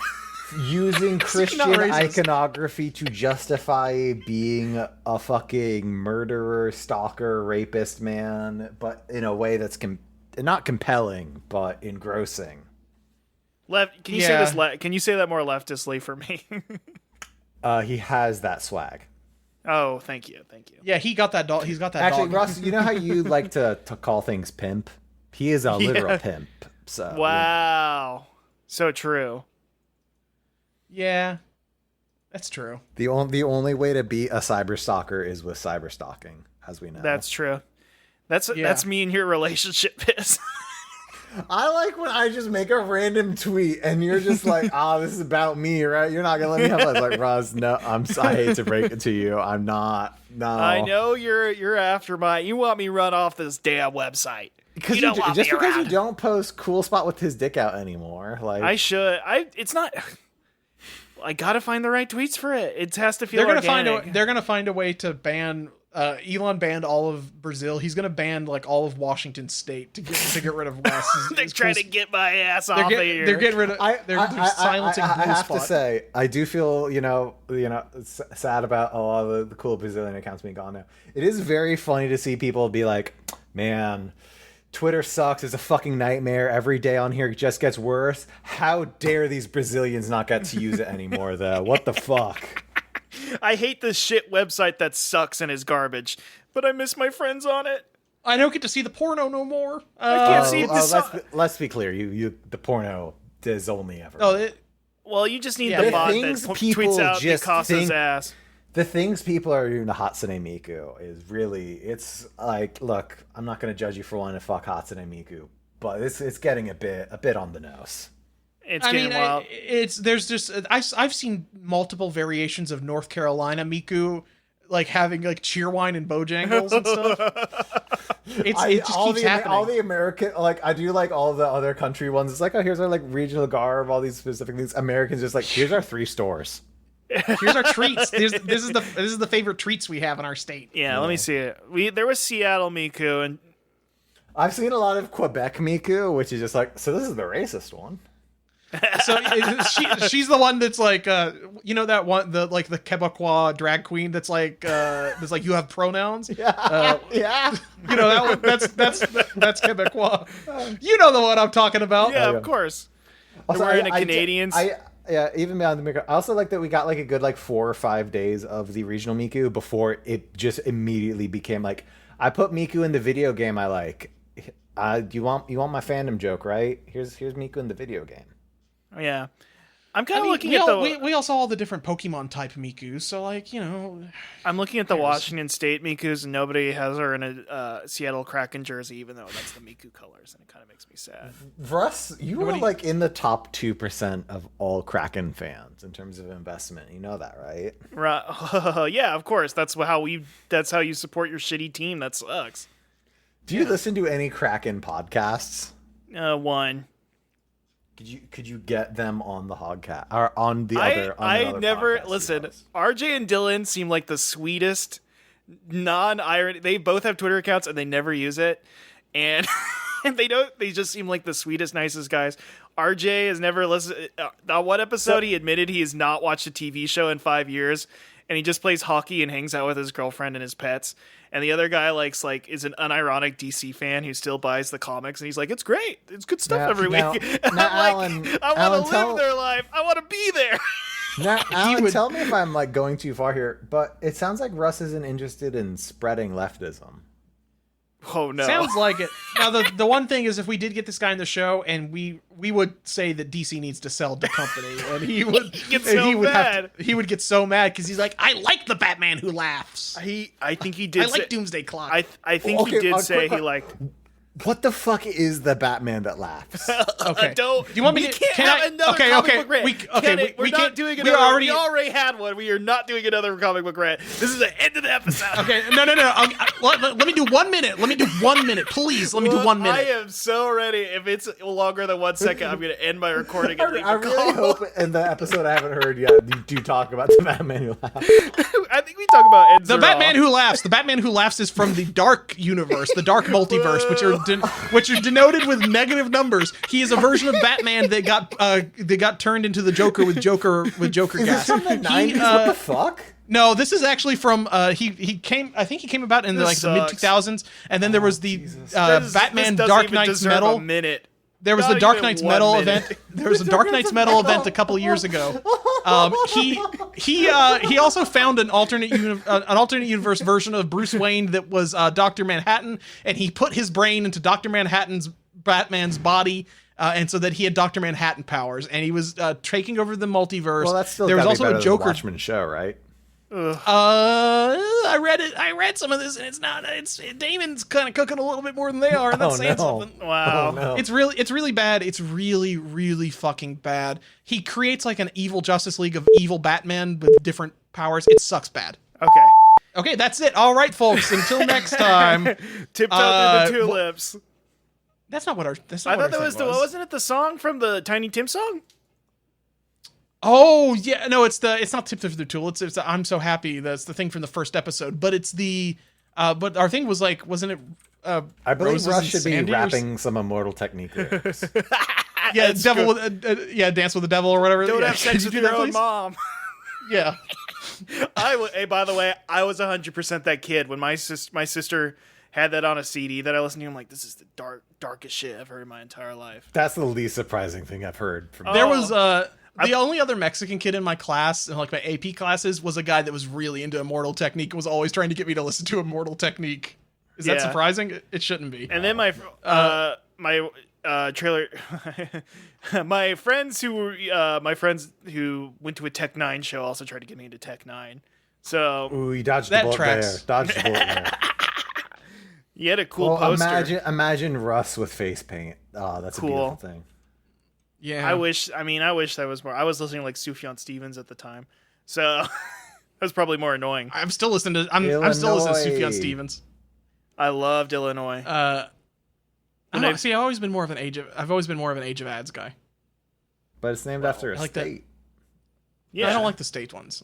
I don't care about that. I want the weird. I want either the Baroque things or the really weird and depressing ones. Listen, I I know. want to Carrie and Lowell, or I want to. Yeah. Listen, there's the song about the girl who gets cancer. It's kind of the Immortal Technique of indie folk music. That's the Casimir Pulaski Day. Casimir Pulaski Day is Sufjan Stevens' Dance with the Devil. And You're I bet so he'd right, love Russ. to hear that. I bet he would love to hear that. These are the kind of jokes you can only get 3 hours on the podcast. Yeah. All right, and folks, until next time, vote blue no matter who. Yeah, All right, vote blue let's no wrap it matter up.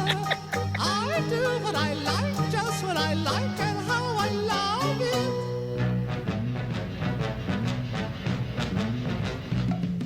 I'm right here to stay when I'm old and grey. I'll be right in my prime, living in the sunlight, loving in the moonlight, having a wonderful time.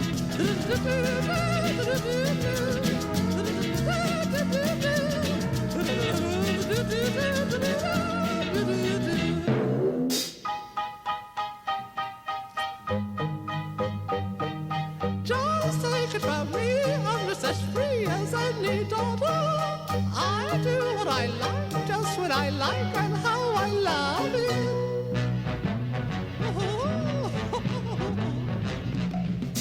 I'm right here to stay when I'm old and grey. I'll be right in my prime, living in the sunlight, loving in the moonlight.